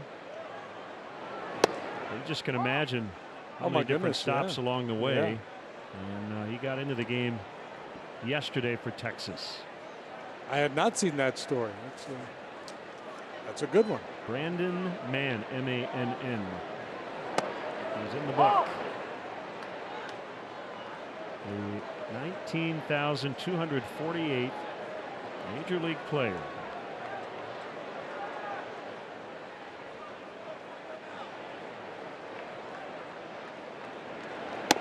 Do we know if that's a record for a number of years playing professional ball without, before making your Major League debut? There were a couple of gaps. He did not pitch in 07, did not pitch in 2013. So officially 12 minor league seasons. And the time in Japan. Tehran's got to hurry, and he gets Almora, and that is the first 1-2-3 inning for either starter. 4-3 Cubs.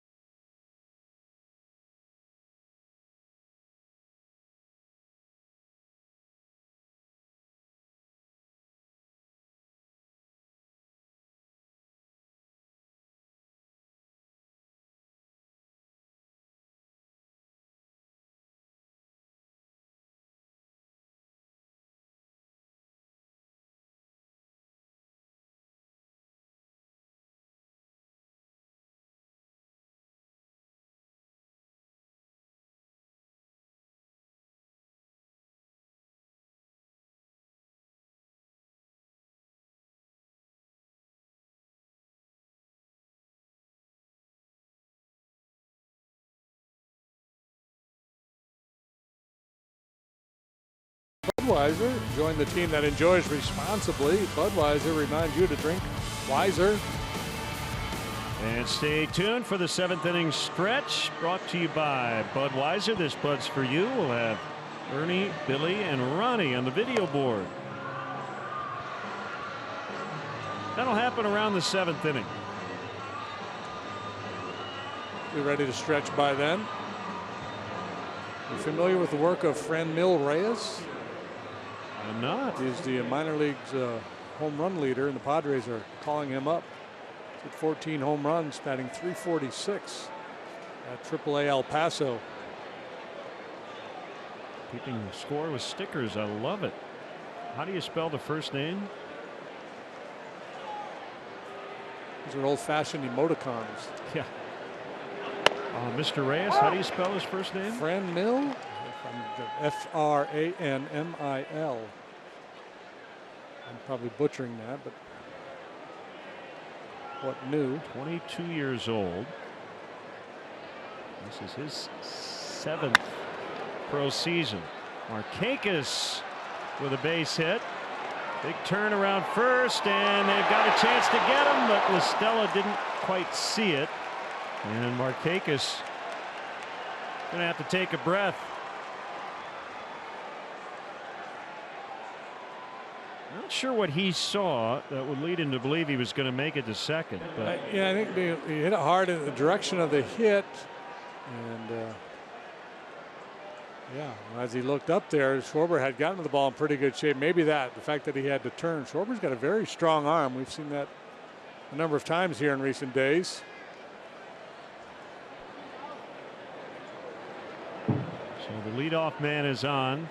Tyler Flowers' first career 3-0 hit was a 2-run homer in the 3rd. Each team has led this game twice.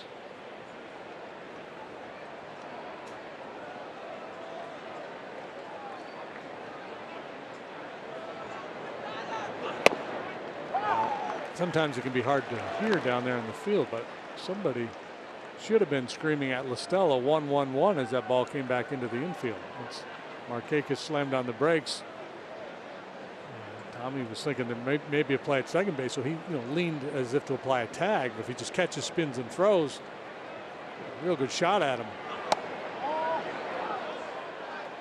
Borderline missed 2-1.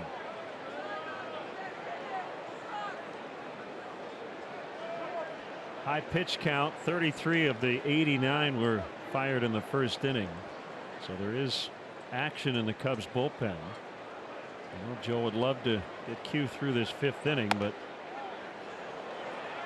this is one of those days where all hands on deck with the way the ball game has gone. Cishek up. And I know Q likes to throw that cutting fastball in on the right-handed hitters, but command the outside corner down and away. That's what's been lacking when he struggles. 3-2.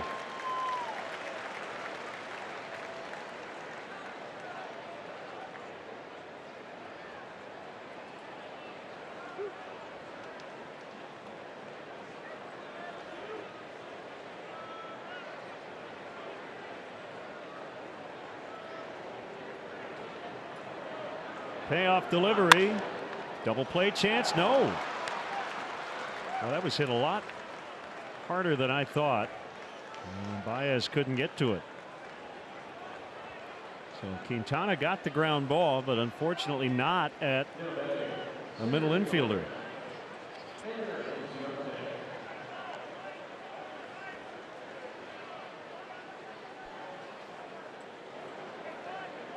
How did you read that one? Well, when it was first hit, I thought double play. Yeah, I did too. That was strange. Let me see what the exit velocity was.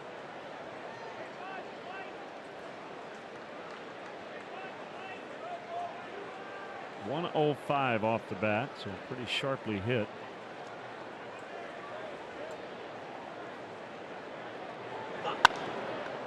First pitch swinging in Ciarte in the air to left. Schwarber's got it.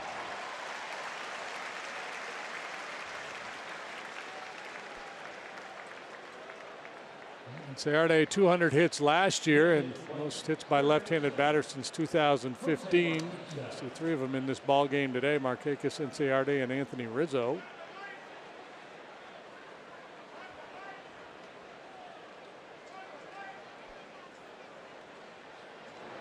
Bautista has struck out looking and flied to center. 2 on, 1 away. Cubs lead 4-3. High fly left field.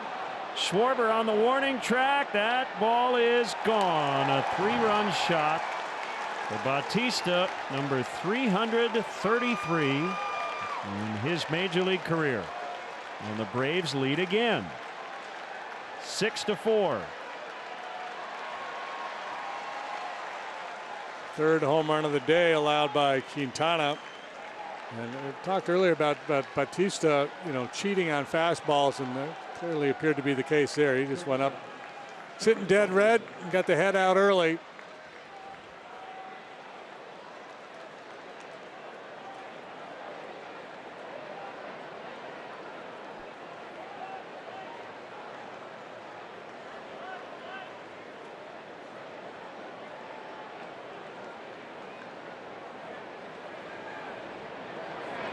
Culberson, shallow right. This is Ben Zobrist. We're out number 2.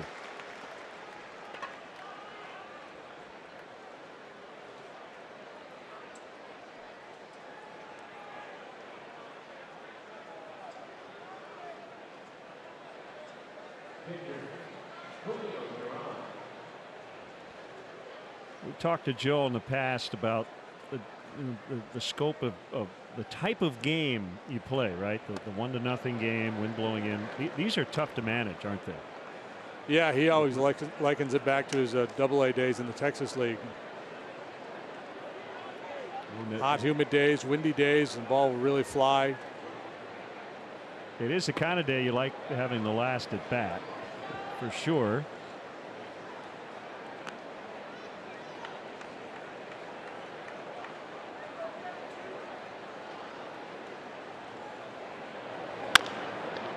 Bounced into left. And Tehran is aboard.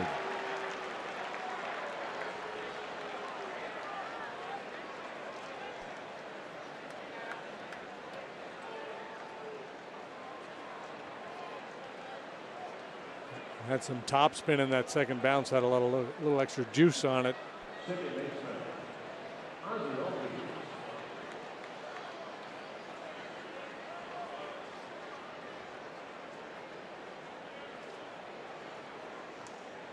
Albies already 2 for 3 with a homer and a double and another hit. That's his third. Tehran stops at second. Albies is a triple away from the cycle. Yeah, these guys are feeling it, man. I talked earlier about their aggressive approach. They go up there hacking. They're not looking to take walks.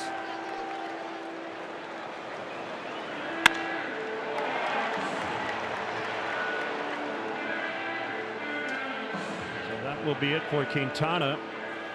It's 6-4 Atlanta in the 5th, and we'll be right back.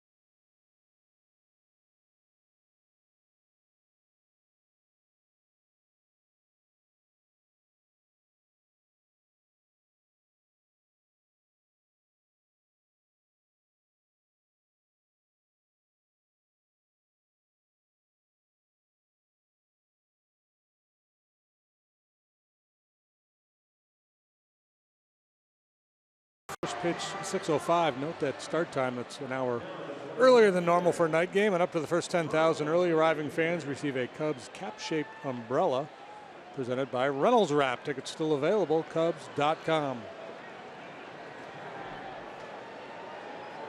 Steve Cishek comes in with 2 men on and 2 down in the 5th. Bautista earlier with a go-ahead 3-run homer, and Ronald Acuna Jr. takes ball 1. Walk 2 punch outs so far for Acuna today. Caught looking twice on borderline pitches.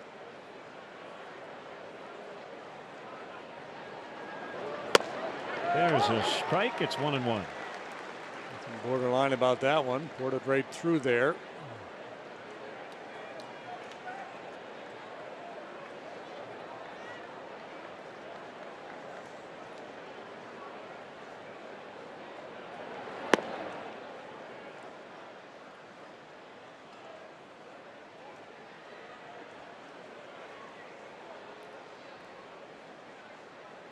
Every run in this game has resulted from a home run. A bouncer to the third baseman Bryant. He'll step on the bag. That forces Tehran. Braves lead 6-4 midway in the 5th.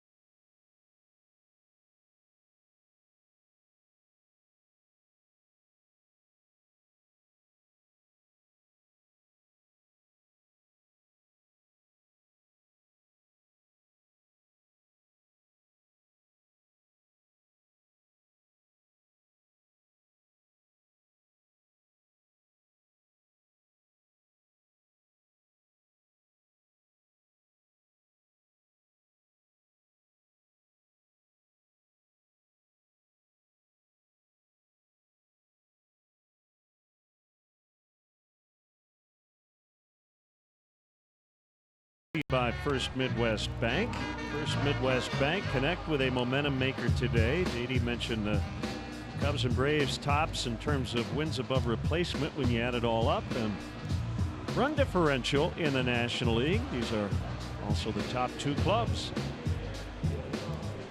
The Nationals have momentum as well. They just swept a 4-game set from the Diamondbacks in Phoenix.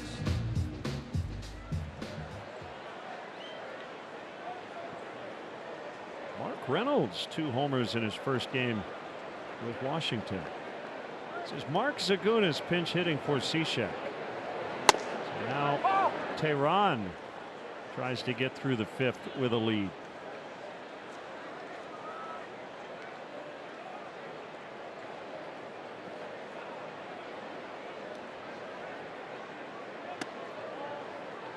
Off the outside. 1 out of 2 in the pinch this year. Cubs have been outstanding off the bench.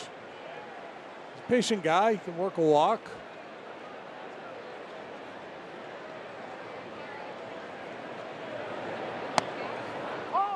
One and two.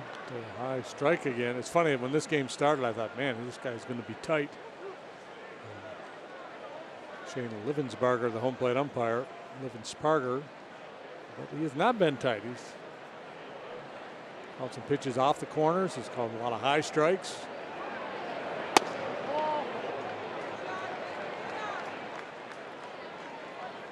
Brian Dunsing in the Cubs bullpen. Brian gave up a run yesterday for the first time this season.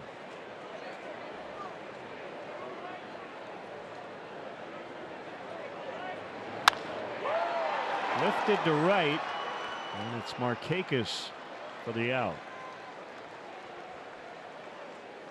The fans of the Cubs now offer 60 tickets located in the lower level terrace for just $10 for every regular season home game. Fans can register online for the opportunity to purchase up to 4 tickets.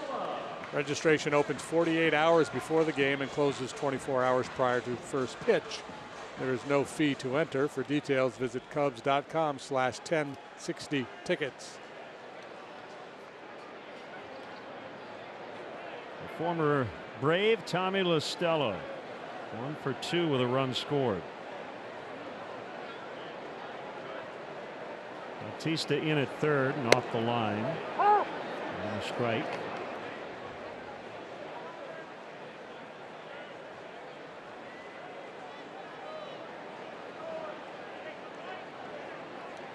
Now quickly comes Tehran, and it's 0-2.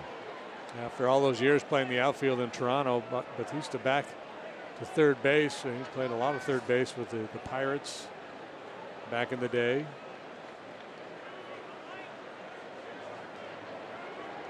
Yeah, the pre-superstar days for Bautista, he was kind of a utility guy. And the beginning of his career is really interesting. Most people kind of forgot about it. He was drafted by the Pirates,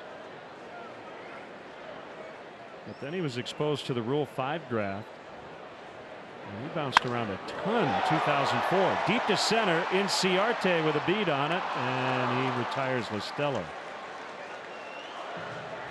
Another good swing by Tommy Inciarte. About as good as they get out there. He can really play the position.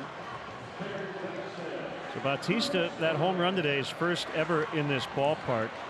So he was a Rule 5 pick December of '03 by Baltimore. Short stint with the O's at the big league level. Put on waivers in late May. Tampa Bay grabbed him. Had a cup of coffee there. Then Kansas City purchased his contract. He was there just over a month. Got traded to the Mets in late July, and the same day went back to Pittsburgh.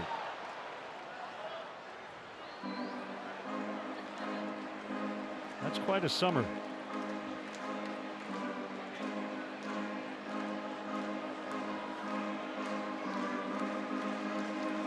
It would be 2006 before Bautista would really grab a foothold in the big leagues, mostly for good.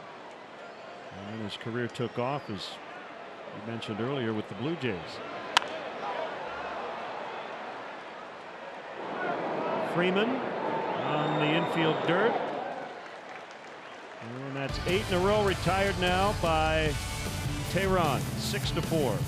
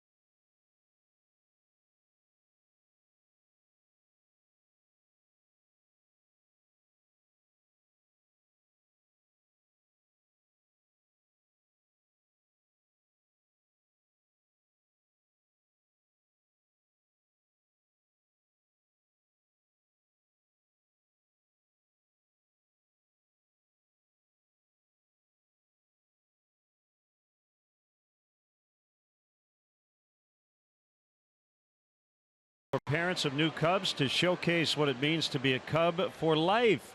Receive a photo from the custom birth announcement on the Wrigley Field marquee, Cubs birth certificate, pinstripe baby cap, and Rookie of the Year Cubs onesie. Visit Cubs.com/kids for more information. Quality baby alert. What a doll, yeah. Here's Brian Dunsing. Cubs trail by 2. 19th appearance, most on the club.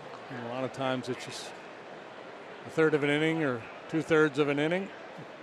Well, twice in the White Sox series, as Len mentioned, got touched up for his first run allowed yesterday. 1-1.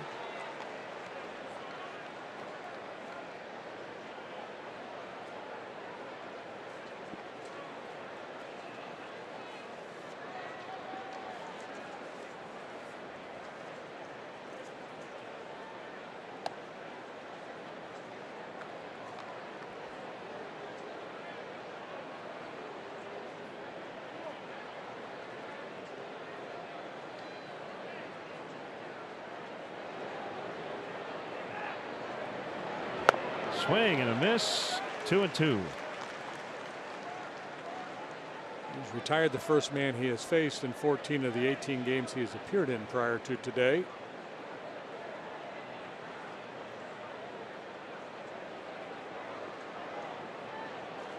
His bullpen collectively has been one of the best in the business. 2.77 bullpen ERA for the Cubs.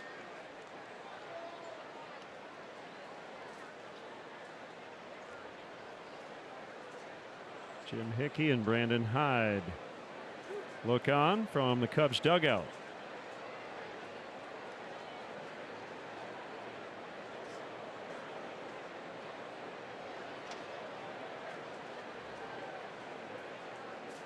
Full count to Freeman. This one. Freeman draws the leadoff walk. Much for that first man thing, but Freeman's better than the average Bear. Hey, the 6th inning is brought to you by Meyer, true Chicago fans.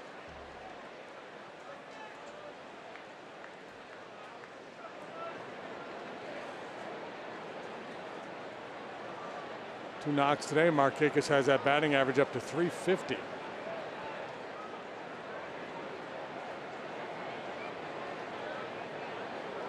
Hits plus 4 walks. It's a lot of base runners for the Braves. And 3 of those hits were home runs. He's hit 7 long balls this year. He hit 8 all of last season. A couple years ago he hit 13. He had that neck issue that really hampered him. Apparently that's no longer an issue.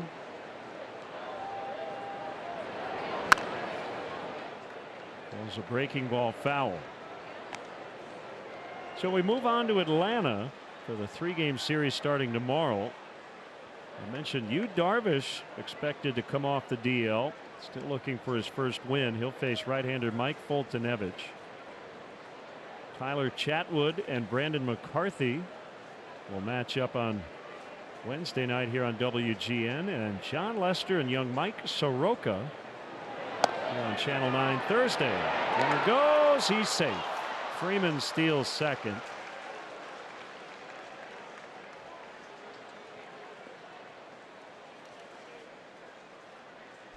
Third steal of the year for Freeman. And it was not a pitch out, but a pitch up. A real good pitch to handle. Ooh, I think he's out. Did he keep the tag on him?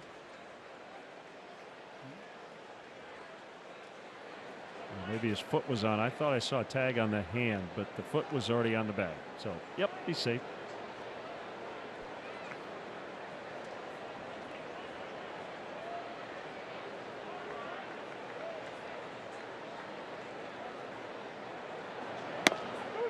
Called strike 3.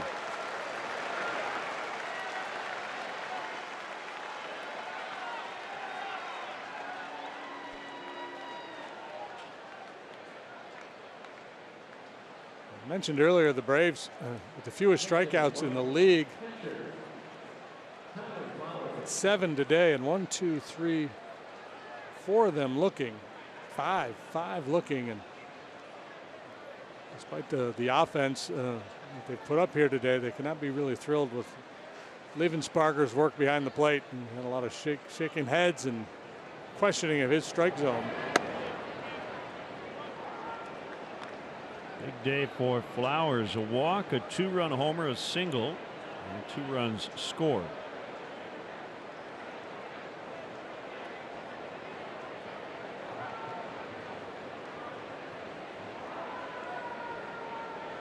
The kick and a 1-0 is downstairs for a ball.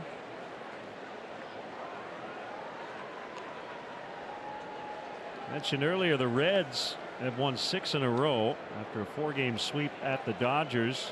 They're in San Francisco tonight, and the Cubs will end their upcoming road trip with 4 games in 3 days in Cincinnati starting Friday night.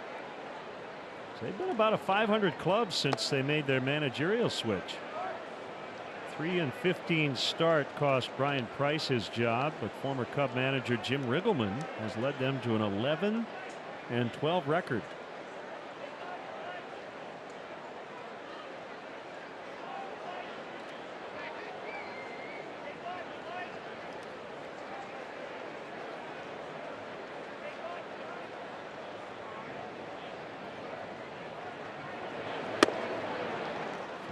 On yet again.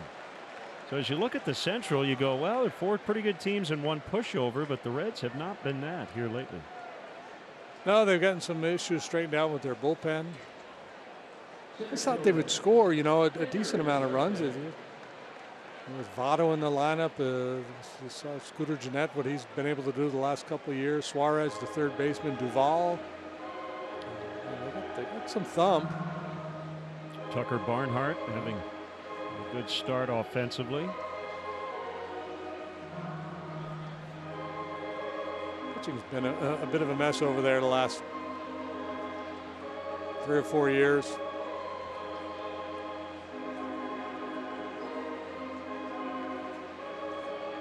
Well, looks like Matt Harvey's scheduled to pitch Wednesday, so we would not see him this weekend.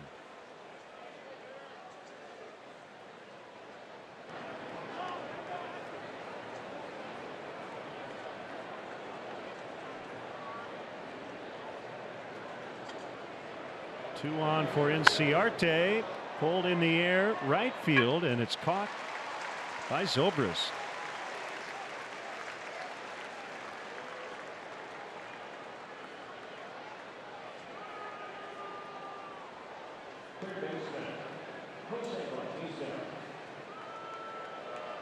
Bautista hit his 2nd of the year in the 5th. Go ahead shot.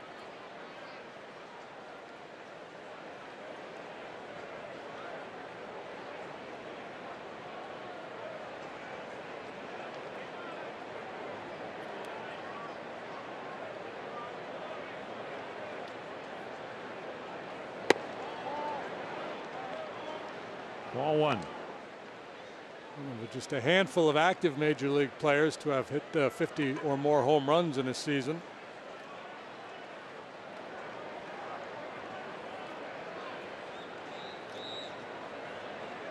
He had quite a run there with the Blue Jays. 2010 to 2015. Home run totals of 54, 43, 27, 28, 35, and 40. An all-star all 6 of those years, with some high walk totals.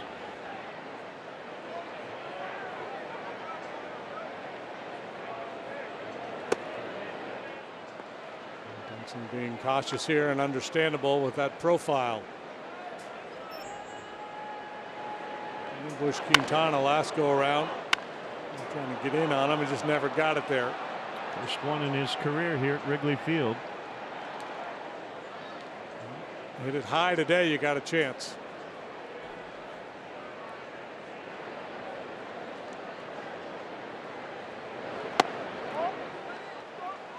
Bases loaded on walks for the second time today. The year he hit 54 home runs, that was 2010. The year before he hit 13. He had never hit more than 16 in a season before exploding for 54 that year. It's he and Judge and Stanton and one other in the 50 home run club among the actives. Escapes me now. Chris Davis. That's correct. Thank you. Saved me from going to the Google machine.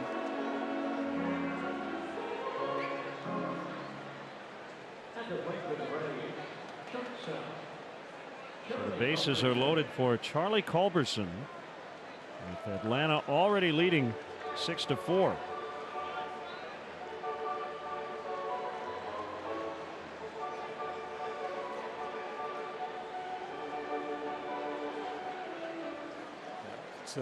It's hard not to be cautious on a day like today when you're facing some of these sluggers and the wind blowing out. But you do run the risk of setting yourself up to give up a big number. Strike one to Culberson. He was acquired from the Dodgers in December in the Matt Kemp deal. He was terrific for LA in last year's postseason. Did some fill-in work for Corey Seager at short.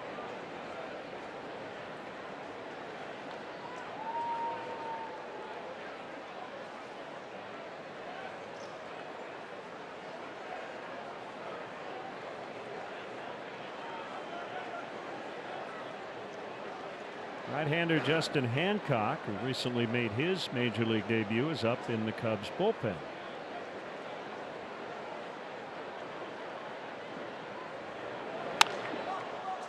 Shallow right. Zobrist will get there.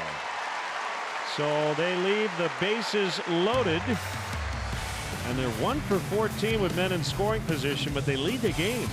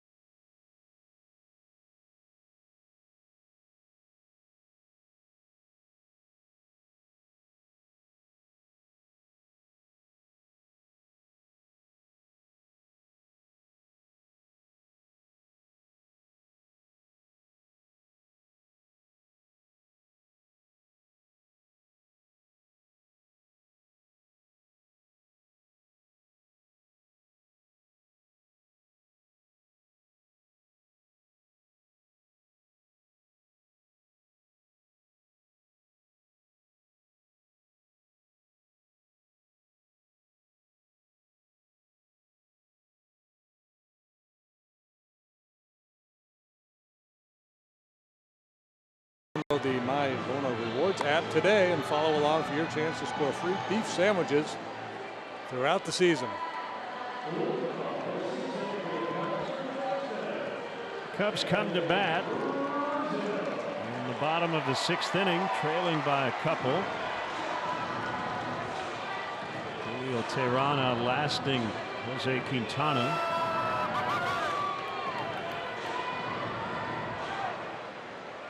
Three, 4, 5. Rizzo, Zobrist, and Baez.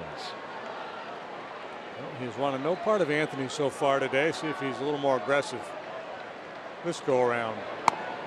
Ball one.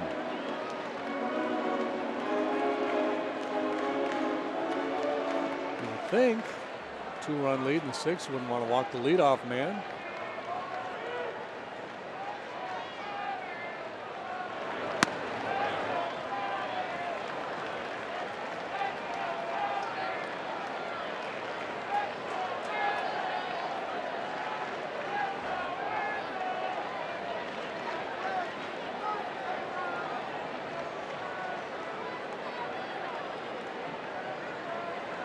It's 2-0, swing and a miss.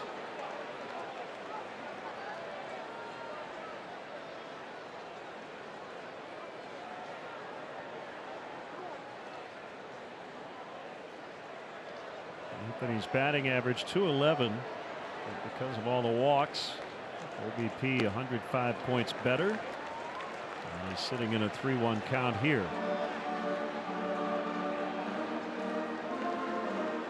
Walk rate still not where you normally see it for Anthony, but in all likelihood it will get there.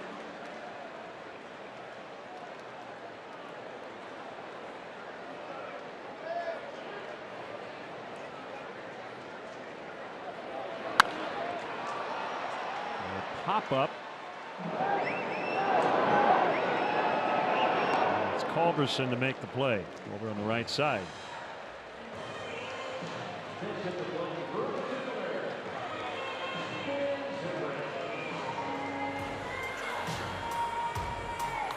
Zobrist is 0 for 2. 9 in a row set down by Tehran as he settled in. Giving up 2-run home runs in the 2nd and 3rd.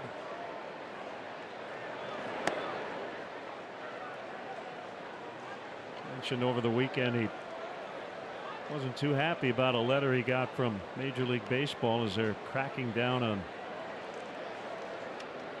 the different colored shoes. The shoe color has to at least 51% of your team's colors. I think on Jackie Robinson Day they give you a pass, but he was pretty adamant about why he's wearing those shoes and paying homage to the old school. Yeah. Yeah, and I love the look of the shoes. Got the flap and everything like the old Spikes. I do too. You know, both parties are right. He's got a legitimate point, as does Major League Baseball, because there's a rule in place, and if you don't enforce the rule, then you kind of set a precedent of not enforcing rules, and that could be a little bit of an issue. The hope is that they change the rule. It seems to me like black should always be in play for all clubs. Yeah. There was a time when that's what everybody wore. Yeah. I wasn't aware of the primary color rule, the 51%. And that's what it had always been. I think that still applies. Yeah, that's what it is.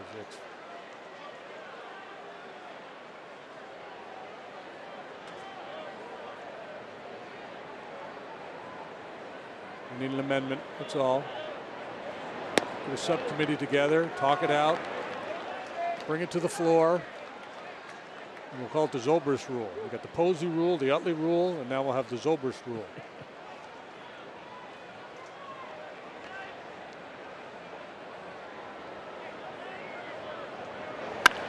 Hit hard, and Albies can't get it. That will likely be a base hit. And it is. That ball absolutely blistered Albies, who's made all the plays. He's done everything right since we've watched him play. And this, he kind of olayed this one, but you can hardly blame him. This one scalded.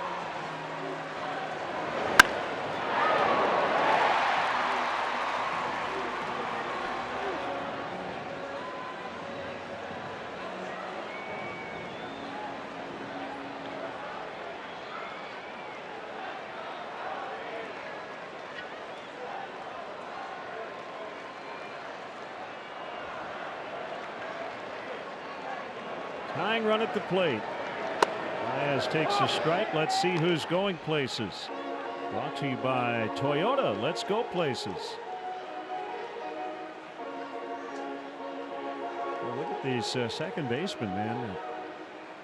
Baez and Lowry. The top of the major league leaderboard. Albies as well.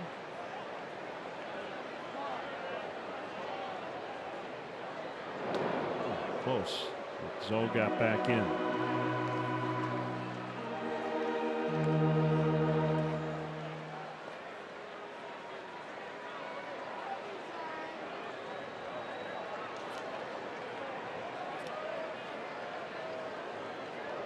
One strike to Baez. Lined out into right center. Caught. Is it caught? It is. And that'll be a double play. Inciarte, a real good defender in the outfield. And that will take the Cubs out of the 6th inning. The 2-time Gold Glover, Ender Inciarte. And Ben Zobrist still standing at second base, but there's going to be no challenge. And he definitely caught it. 6-4 Braves to the 7th.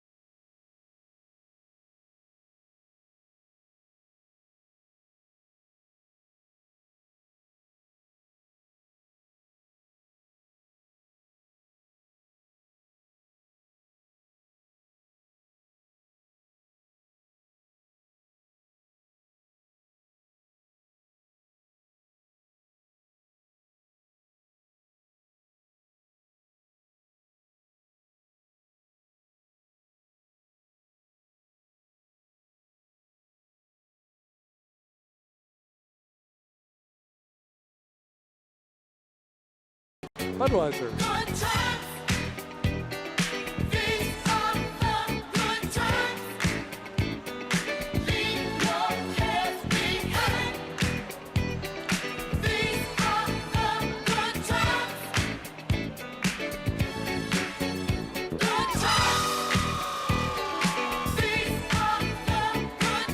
Tell me you're not dancing at home right now. Good times. Rolling Stone ranked it number 229 on its list of the 500 greatest songs ever. Yeah. Here's Pedro Strop, and he'll face a pinch hitter, Ryan Flaherty. And these guys are former Baltimore teammates. 17th time Pedro has trotted out there, and he's been effective with a 1.69 ERA.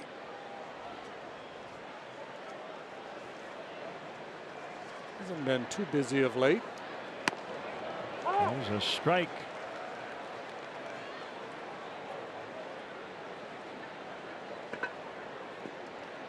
Flaherty off to a good start this year. Not known for his offense. And I'm guessing he'll stay in the game and play third for Bautista after pinch hitting. 0-2 on him. Former Cubs 41st overall pick out of Vanderbilt, 2008.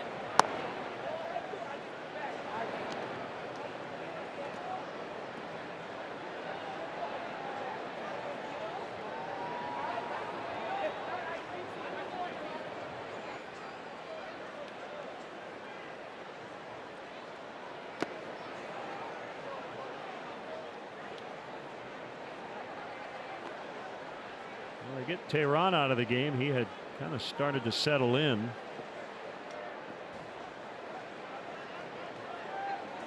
He went 6, gave up 4 runs. Only struck out 1. And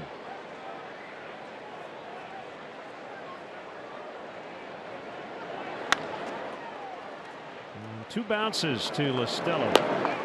Let's step aside and see what's coming up on WGN.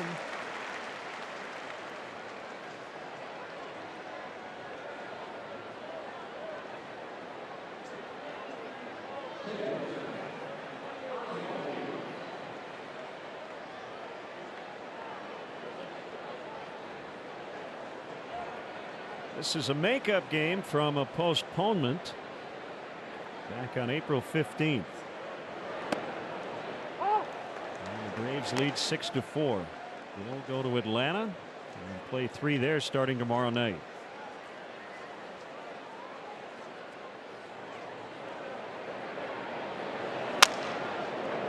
Waller on a broken bat. Rizzo will flip to Stroh. So this is essentially the rubber game of that 3-game set. They split those first 2.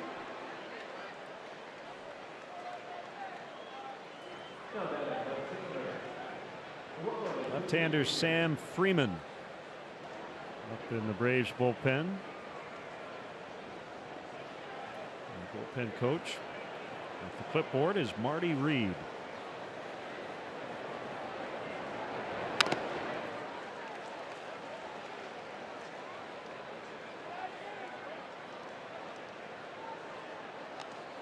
It's Pedro's 3rd appearance on the homestand. He pitched once against the Marlins, pitched in game 1 of the series with the White Sox. He's only given up runs in 1 outing this year. 3 runs against the Cardinals in 2/3 of an inning back on April 17th.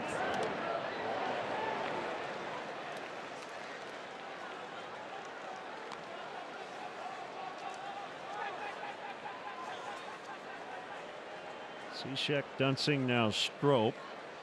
Bullpen trying to keep the Cubs in the game. Trailing by 2 here late. And quick pitch and low on a slider.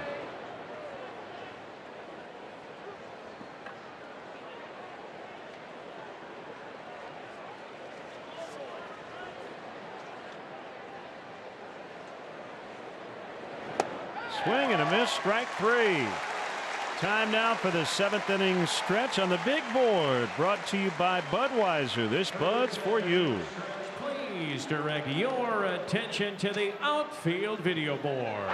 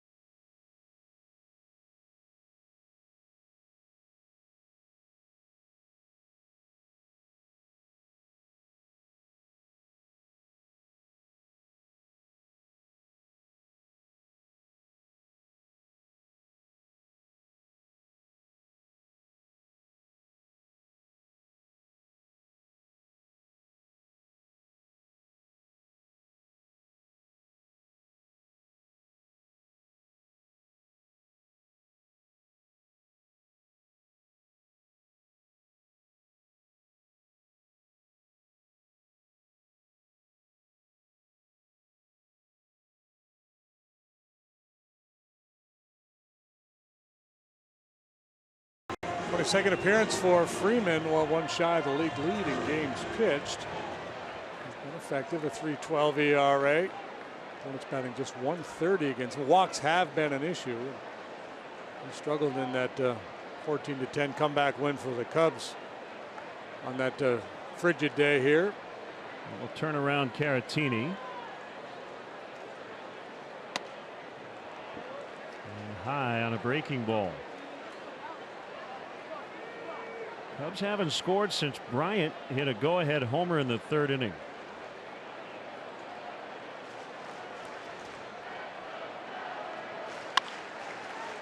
Backhanded by Bautista, still in the game, and he makes the play flawlessly.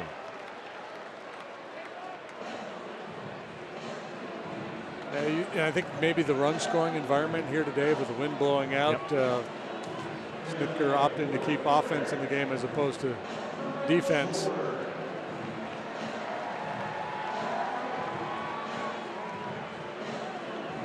Schwarber has walked and scored and popped out on the infield. If he gets a hit off Freeman, it will be the first time a left-handed batter has done that this year. Lefties are 0 for 22 against this Port Sider. Steve Reich won.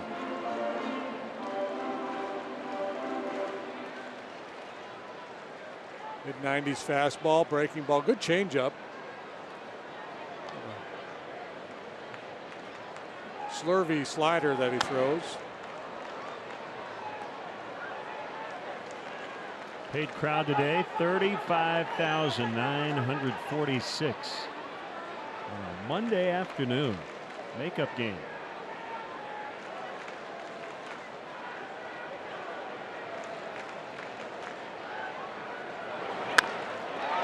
Yanked into right. For a one-out single. There you go. First hit for a left-handed batter against Freeman.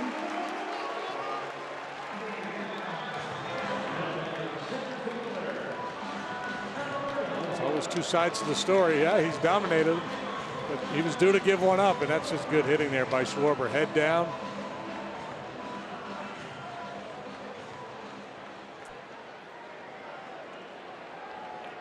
Almora cranked a home run in the second. Both his home runs have come against Braves pitching.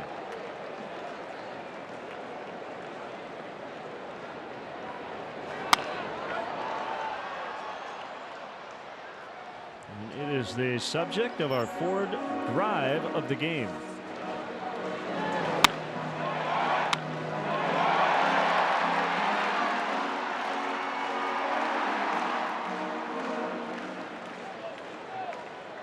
Made it 2-1 back in the second inning. A lot has transpired since.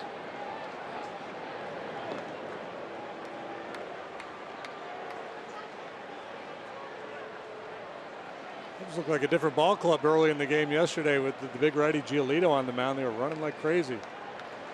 It's not normally part of the game plan. The Cubs stole 5 bases. They had 8 total going into that game. There's opportunistic base stealing. There's Shane Carl, a right-hander.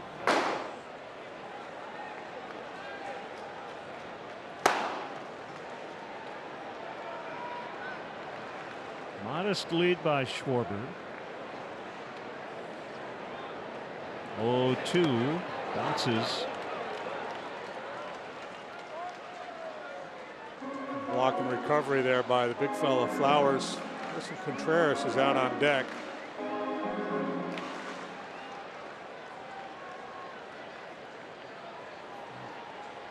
No way that's getting through the 5-hole.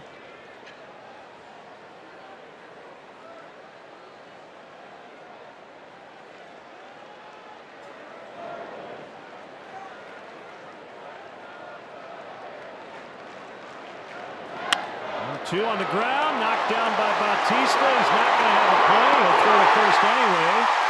But Almora's safe.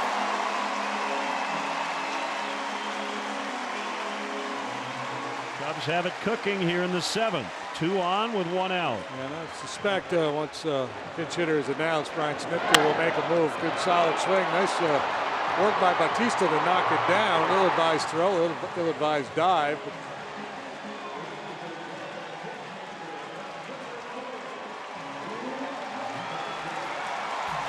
No indication yet from the Braves dugout.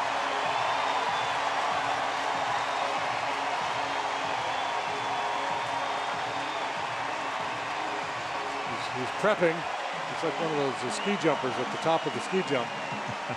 Getting into position before heading on out. Big hand for Contreras, and he will not face the lefty. It'll be a right-hander coming in. It's 6-4 Braves. Cubs are threatening in the 7th.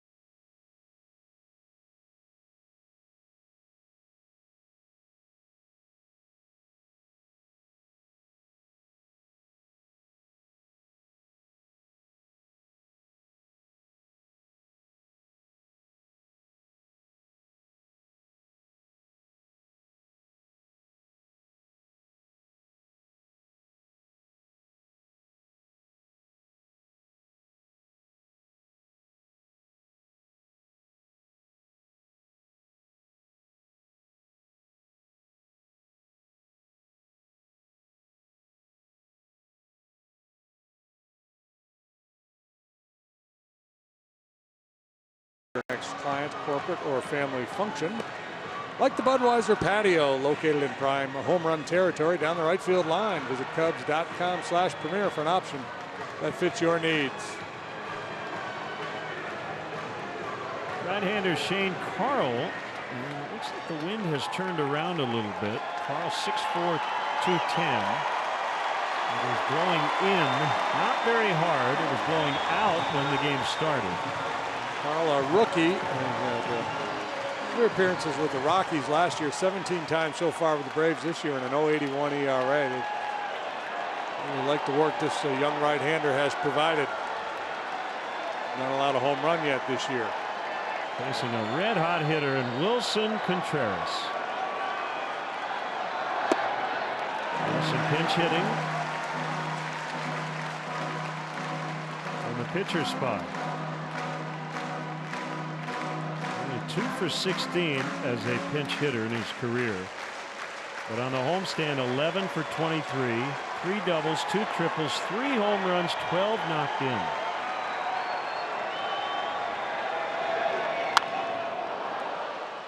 So even though he's in a little bit of an unfamiliar role as a pinch hitter, he step up there with a lot of confidence the way he's been swinging it lately. Up to a .478 batting average on the homestand.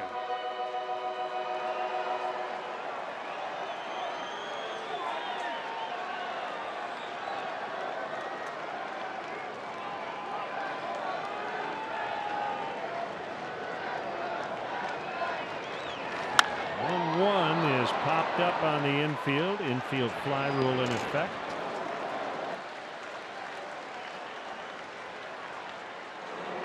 With 2 outs, it is Tommy La Stella. Yeah, you can go up there with a lot of confidence, but if a guy makes a pitch on you, that's good lively action in on his thumbs.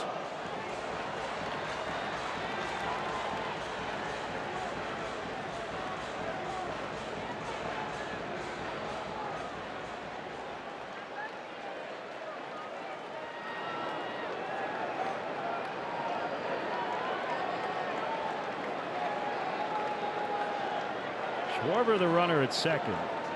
Moore's at first. And a foul strike. Aggressive swing there by La Stella. Been on time today. Hit the ball hard twice. Line drive off the glove of Freeman for a base hit, and then line drive to center last time.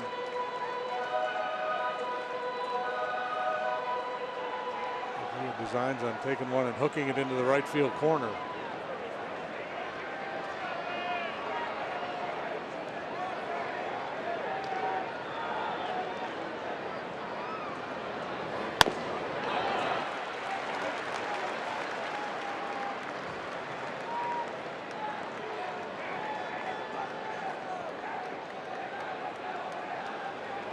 Back-to-back one-out hits. Schwarber and then Almora off the lefty Freeman.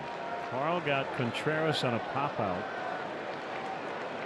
And here's his 1-1 to La Stella. Now 1-2. Runners will stay put.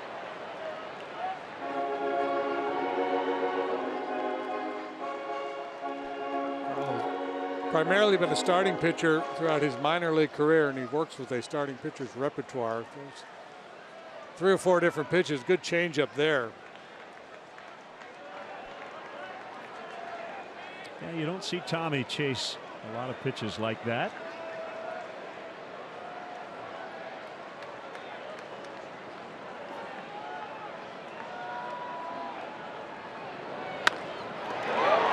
Freeman's got it, and the Cubs strand 2.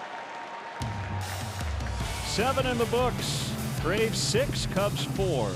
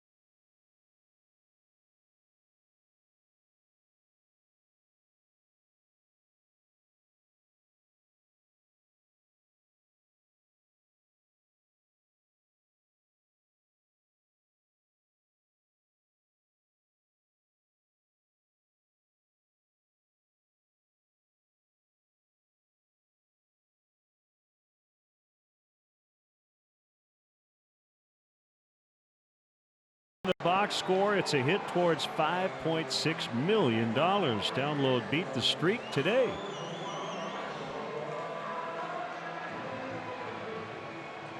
Braves lead 6-4. They have led this game on 3 different occasions. The Cubs have had the advantage twice. And Justin Wilson works to Freddie Freeman. Ball 1. Yeah, lefty comes out of the bullpen, so you have the platoon advantage with left on left, but the lefties that we're talking about have just lit up left-handed pitching. They've lit up everybody so far, Freeman and Markakis. Now tip challenge. 1-1. Yeah, and Wilson has been good last 4 or 5 outings. Command has returned.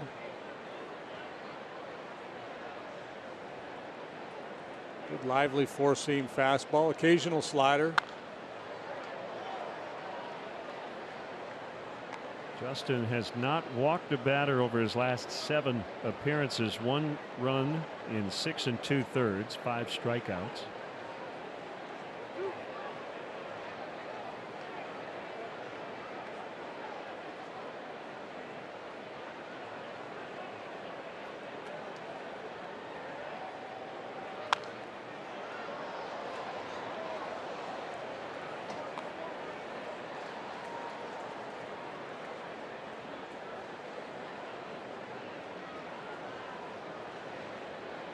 1-2 the count.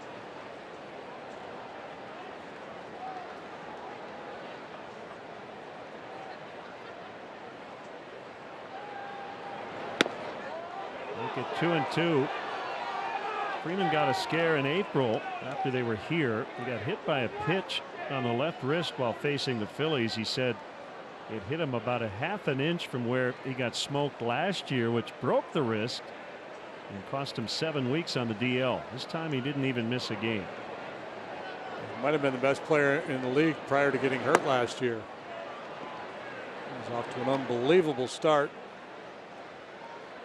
And that walk note I gave you about Wilson, it was an unfair time to Justin to do that, even though he was ahead 1-2, because Freeman does walk. It's 3-2.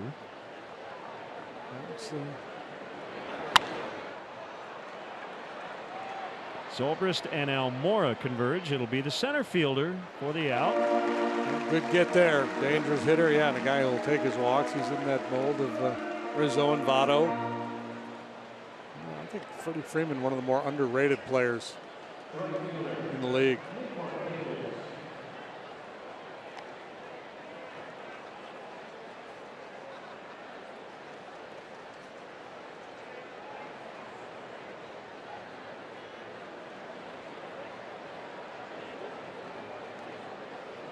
Markakis with 1 out, nobody on. Backs him off on 95.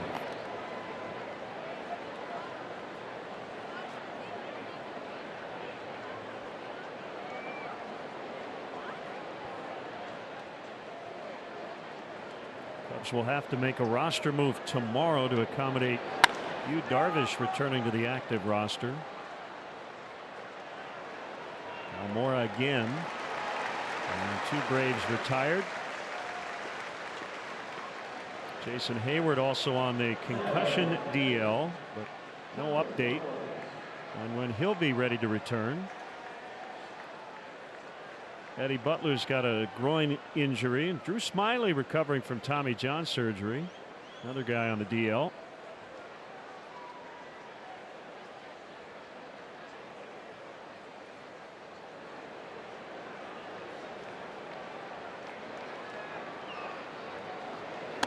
Outside to Flowers.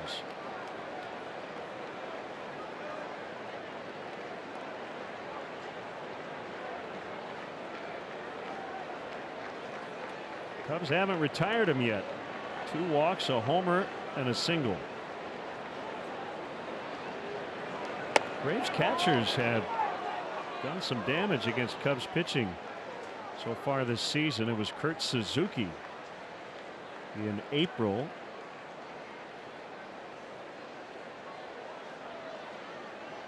He had a 5 reach game on the 14th of April.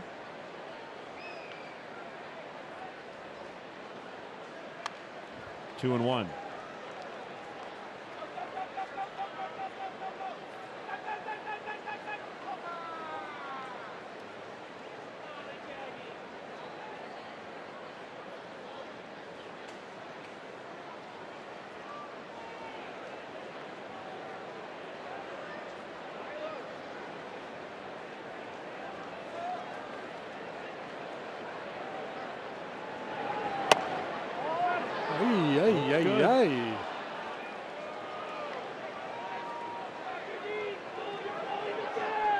Sharp-dressed man.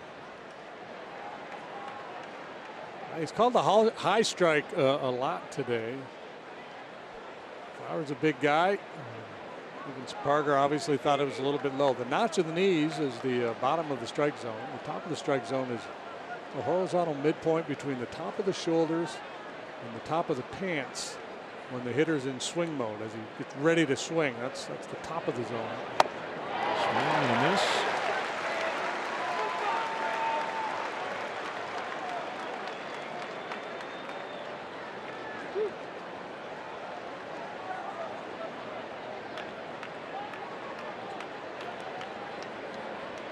Full count on Flowers.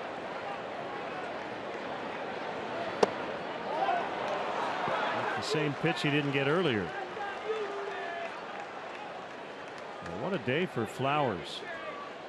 On base all 5 times.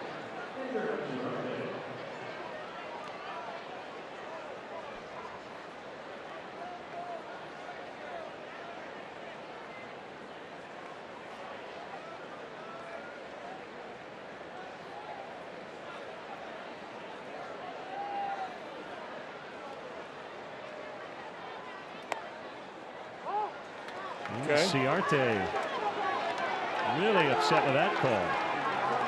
He's had a couple pitches off the plate called on him this afternoon.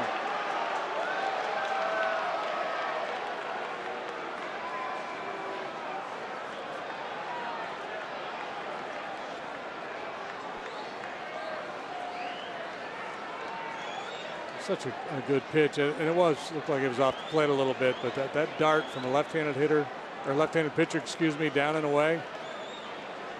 It's a tough pitch to do anything with. Foul. 0-2. You're required at some point in this at bat to say that's just not Ender's game. I know, I haven't used it at all.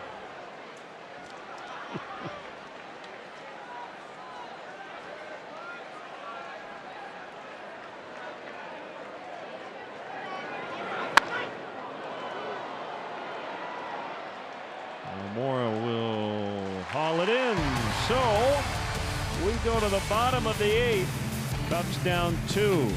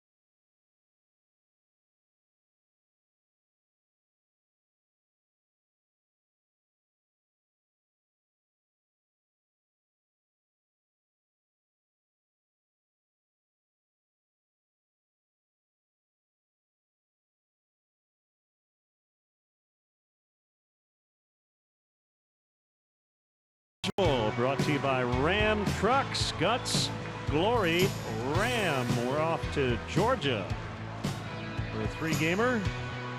And we'll have games 2 and 3 right here on WGN. Got a make-up doubleheader here on Channel 9 of the split variety on Saturday in Cincy. Shane Carl to Chris Bryant. Didn't mean to. Carl will jump off the mound and make the play. Tough start to the 8th here. 2, 3, 4. I think this is your best chance to get something accomplished. Aldis Vizcaíno is the closer for the Braves. He's been mostly good.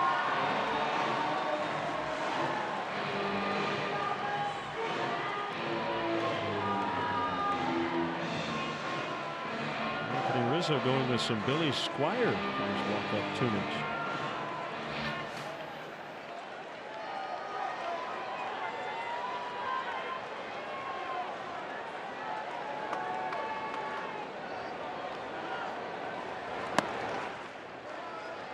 High miss, 1-0.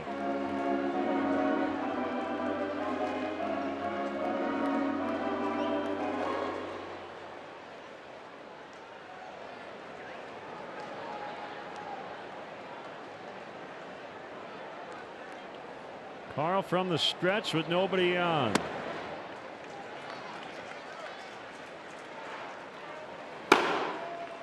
Hancock and Morrow. It's Brandon Morrow on the left.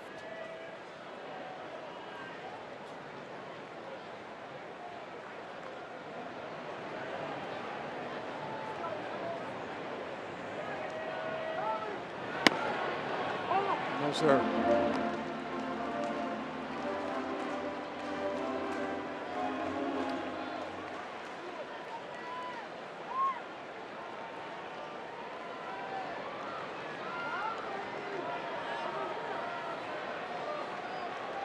Braves out hitting the Cubs 9-6. All the runs for both teams coming via the homer.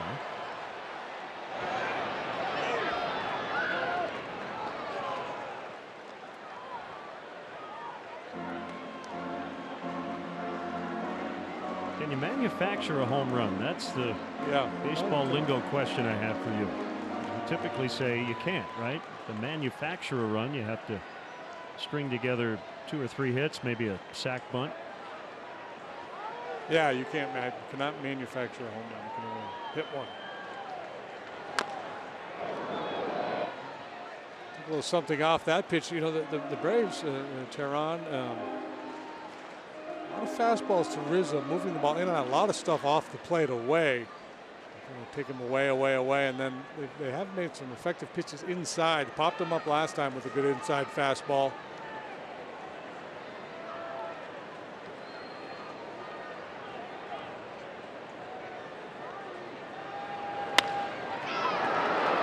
Shallow right. It's Albies with Freeman back to the bag, and they get Rizzo.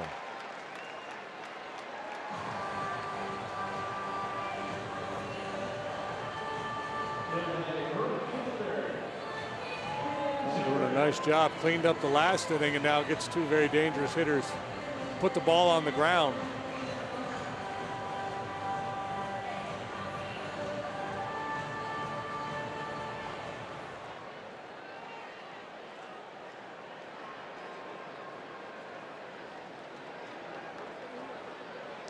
Zobrist 1 out of 3.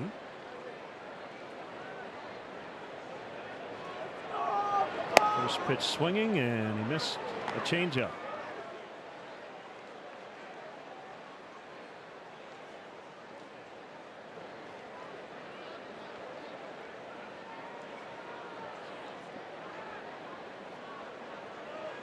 If I told you the Braves are 1 for 14 with runners in scoring position, you'd say, well, they're probably trailing. They're ahead by 2. They've had a lot more chances with men on base today. The Cubs are 0 for 2 with runners in scoring position.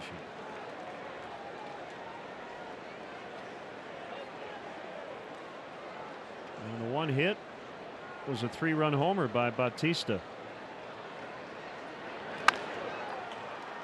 Freeman will glove.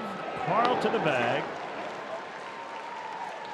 3 ground ball outs. Carl did his job. Retired all 5 he faced.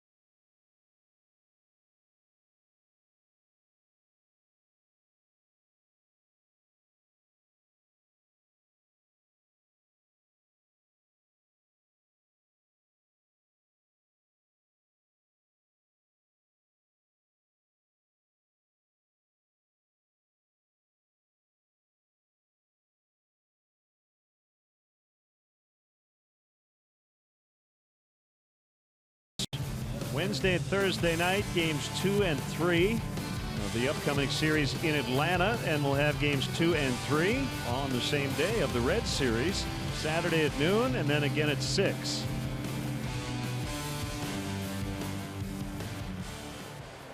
Right-hander Justin Hancock earlier on the homestand made his big league debut.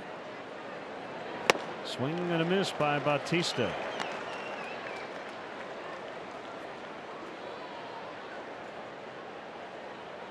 Justin, 27 years of age. Made a big impression in spring training. Big slide ball there.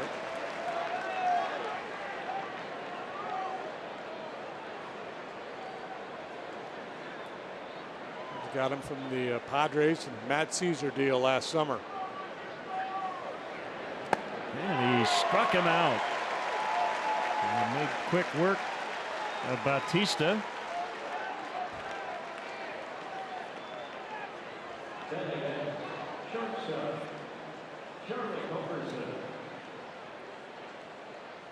Culberson.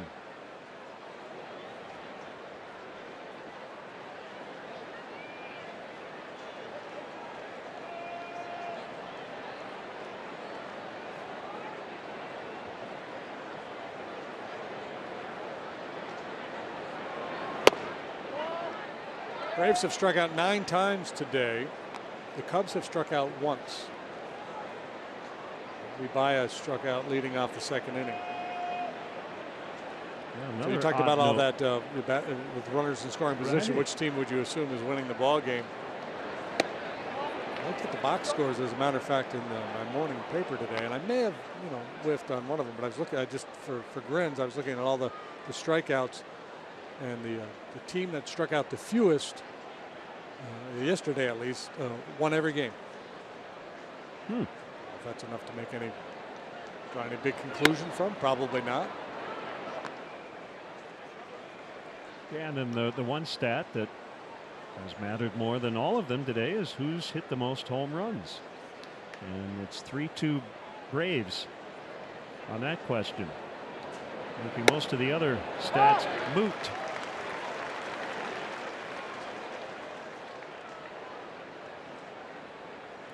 Possibly instructive for the bottom of the ninth. Cubs might have to hit a home run with some men on base.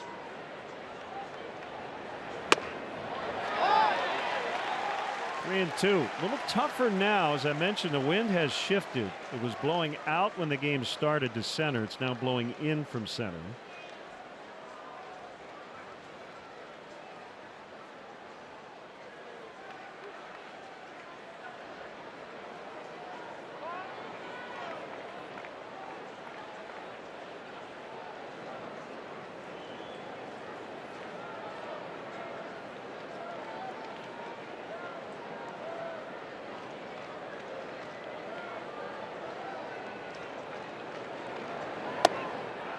Ball 4.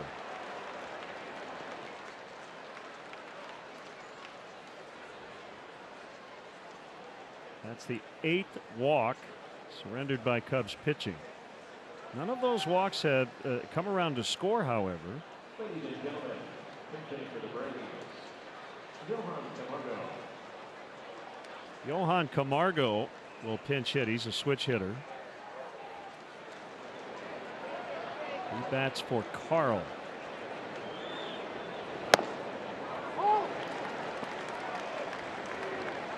Looks like it'll be lefty A.J. Minter.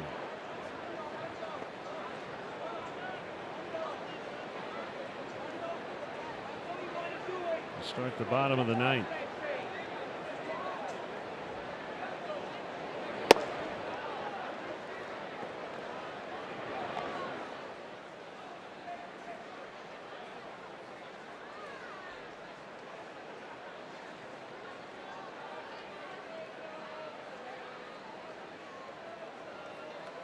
Could be an off day today for Arodys Vizcaíno, who pitched each of the last 2 days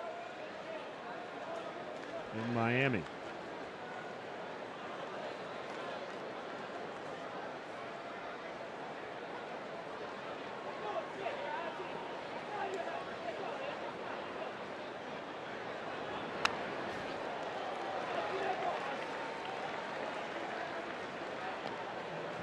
and 2 strikes on Camargo. All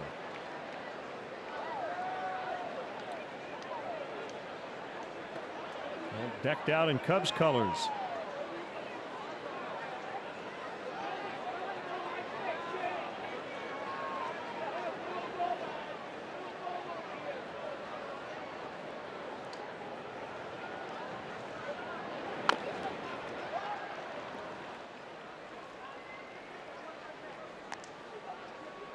Looking at Vizcaíno's game log now, he did not throw a lot of pitches in either one of those outings. 14 pitches yesterday, 13 the day before. Sometimes managers are hesitant to use the guy 3 days in a row.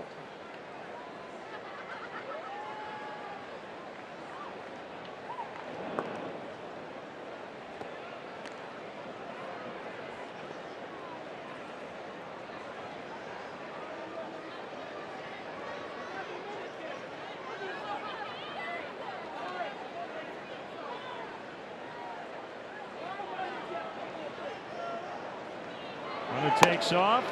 Here's the throw by Caratini. Lightning quick tag by Baez. And the out is recorded, but Javi's hurt.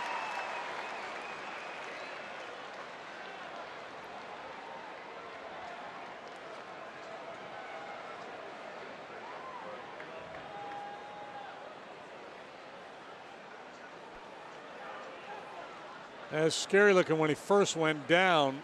Through the ankle. The ankle takes a little bit of a bite. But maybe more of a spike than a twist of that ankle. I don't know.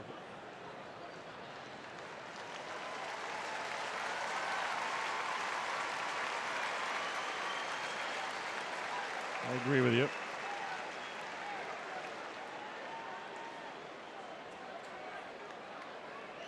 He's willing to put himself in harm's way there.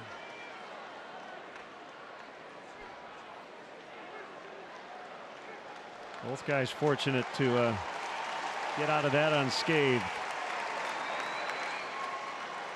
And you notice how as he put his foot down, he pointed directly in the baseline towards the base runner. If he's got his foot open in the other direction and he takes a hit like that, that could really blow out your knee.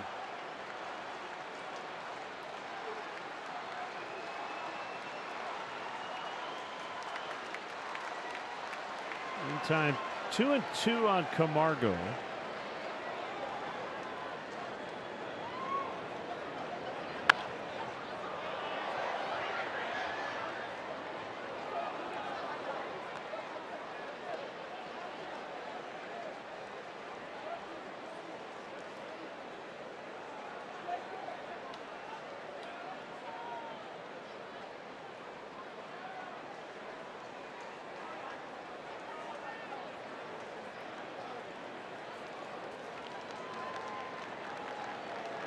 Another 2-2 and another foul to the top of the screen back of home plate. Everything else in the baseball world will take place tonight. Cardinals are idle. Brewers are in Arizona to play the Diamondbacks. Brewers currently with a half-game lead in the division. Over St. Louis and Pittsburgh. Cubs are game back. Pulled deep to right and out of play.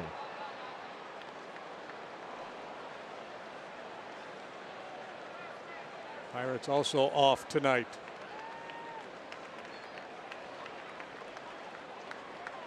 Sean Manaea will face the Red Sox in Boston a few weeks after no hitting them in Oakland.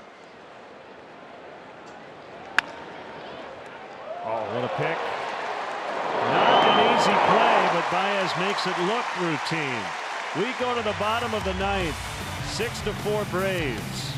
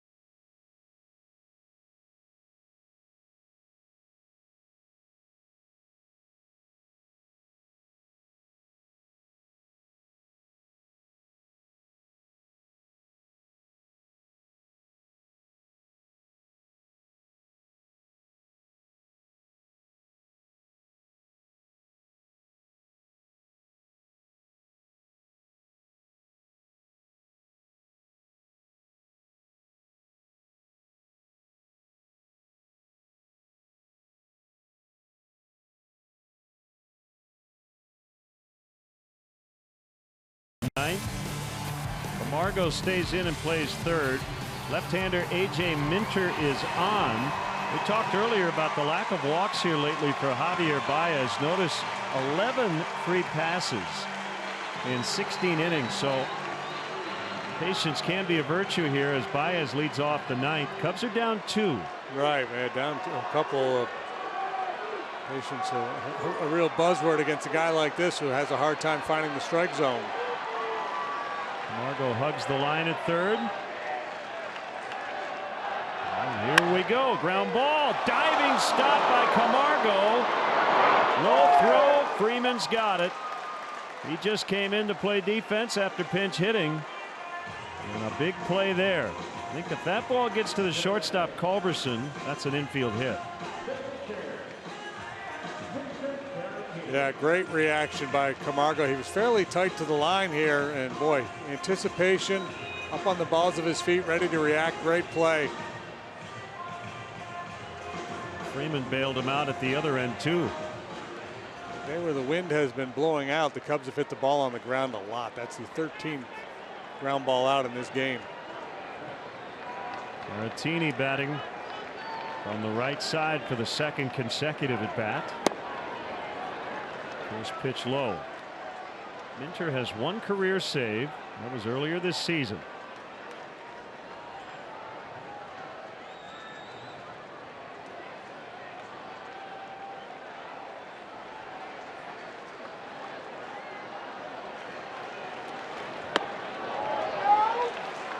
Didn't miss by much on 98. 2-0 on Caratini. It's all hard stuff from Minter. Fastball and cutter. Cutter is usually low 90s. Fastball mid 90s. Toward the middle. Base hit. So the tying run will get to the plate here in the ninth.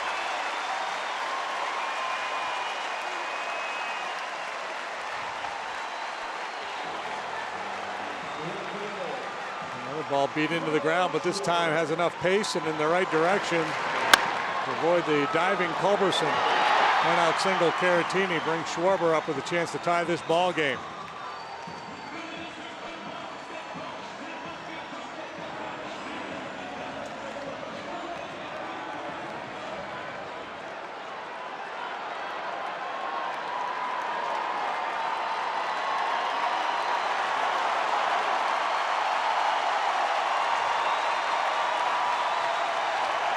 Pitch to Schwarber, misses.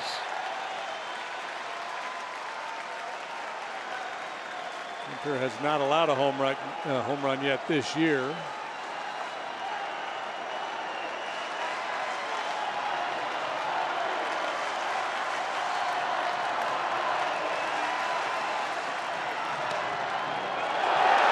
might have been a strike, but the ball got by. Pass ball charged to Flowers. That takes the double play chance away. It's 2-0 on Schwarber. Again, that looked like it caught the plate, but you're not going to get the call generally when you don't catch it.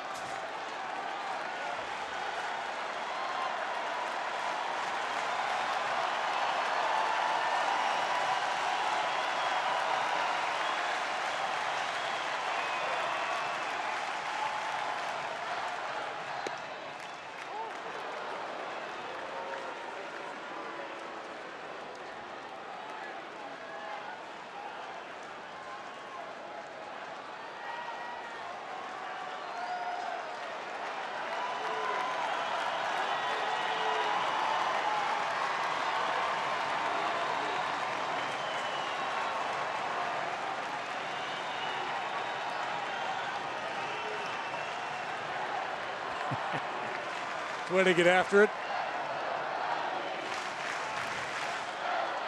The 2-1 is a strike.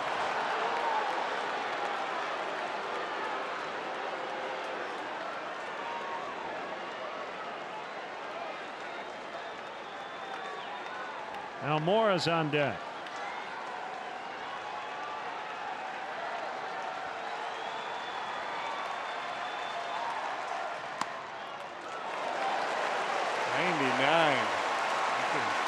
something extra here today in this high leverage, high adrenaline situation. Schwarber really good at controlling the heartbeat in situations like this.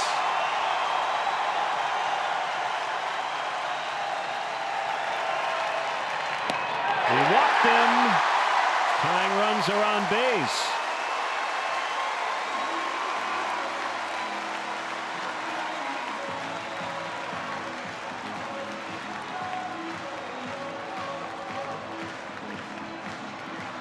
Chuck Hernandez, the Braves pitching coach. And already a homer for Albert. Off a right-hander, Tehran.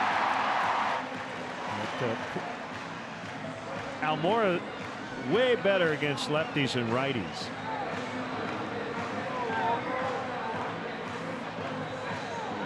Hernandez probably out there for a couple of reasons. One, to calm his young left-hander down a little bit, and the scouting report review on Almora, who likes to ambush that first pitch fastball. Ian Happ is out on deck.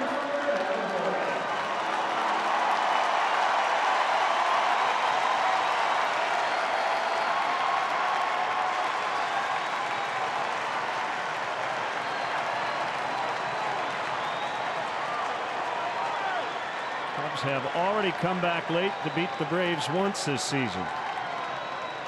Leading by 2 here in the 9th. Line drive, base hit. Bases loaded. Almora with a single, and it'll bring up a pinch hitter. Looks like it's David Bodie. Well, he did indeed attack that first pitch, shattered his bat, but it dies a hero as he flips this single into left field.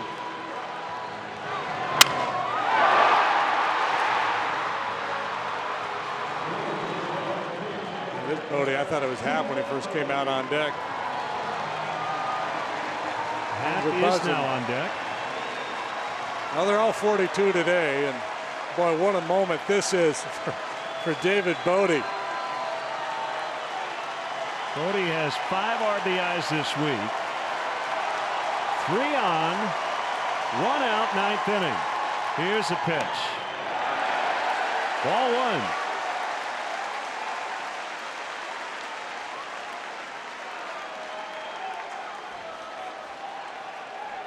1. This is A.J. Minter's game. There is nobody up in the Braves bullpen. Swing and a miss.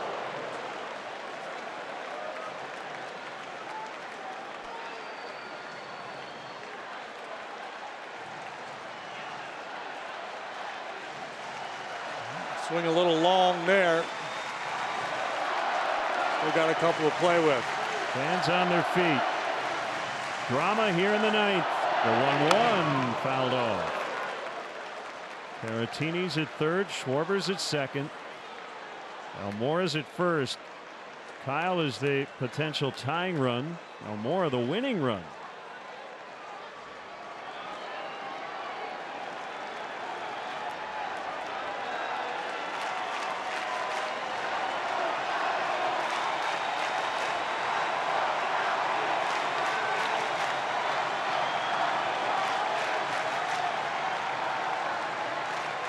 Winters 1-2. In on the hands, pop foul. Into the Braves dugout.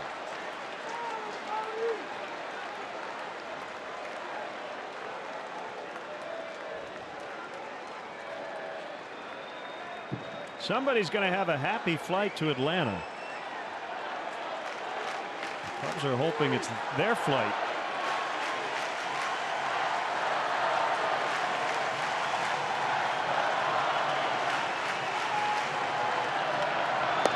Swing and a miss, strike 3. Tough pitch, just the second strikeout recorded by Braves pitching here today, and it comes at a big time for them as Minter buries this cutter down and in on David Bodie, and it'll fall to Ian Happ now.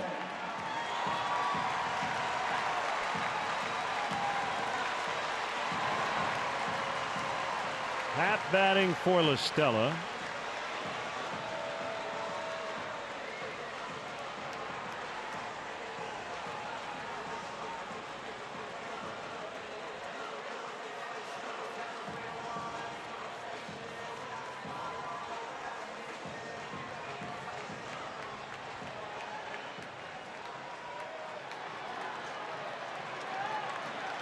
He's batting .300, 9 out of 30 as a right-handed batter this year. Here we go. This is kind of an either-or choice, I think, for Joe Madden. You could have left La Stella in there, even though this guy is a tough left-hander. We've seen La Stella have very good at-bats against left-handed pitching, against velocity, but Happ has good numbers and obviously more likely to give you an extra base hit and win the ball game for you. And strikeout obviously much more in play with Ian than with Tommy.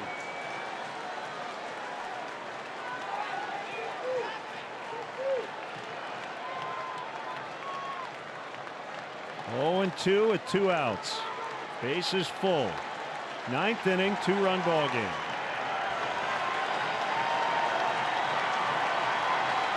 About the whole team. That top step. Got him. Clifton. 1-run game now. And Chris Bryant coming up. Wow. Hit him on a 2-strike pitch. And it's 6-5.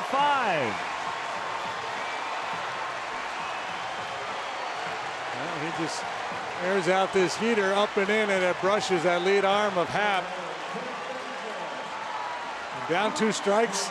Absolutely, you'll take that one for the team. Chris Bryant batting with the bases loaded, 1-run ball game. He homered in the 3rd. And the pitch, swing and a miss. Over the top of the cutter, good pitch. You just trust Bryant to have a good plate appearance here. Schwarber the tying run. He's at 3rd. Almora the winning run at 2nd.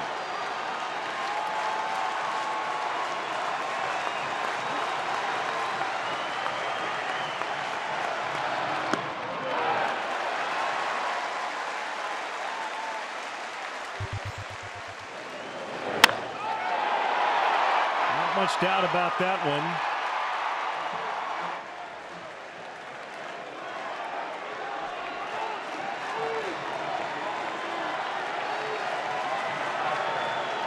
One ball and 1 strike to Bryant. Here it is. 1-2. Had a good pass at it. 97. A little bit underneath. You see the damage he's done against left-handed pitching this year. It's otherworldly. 472 with an OPS up over 1,500. Yeah, a lot of these matchups here in the bottom of the 9th in terms of the platoon splits have tilted toward the Cubs.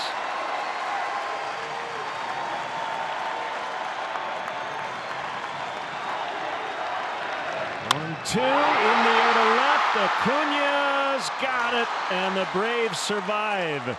A.J. Minter gets the save. He gave up a run, but the Braves win the ball game. The final score, Atlanta 6 and the Cubs 5. We'll be back.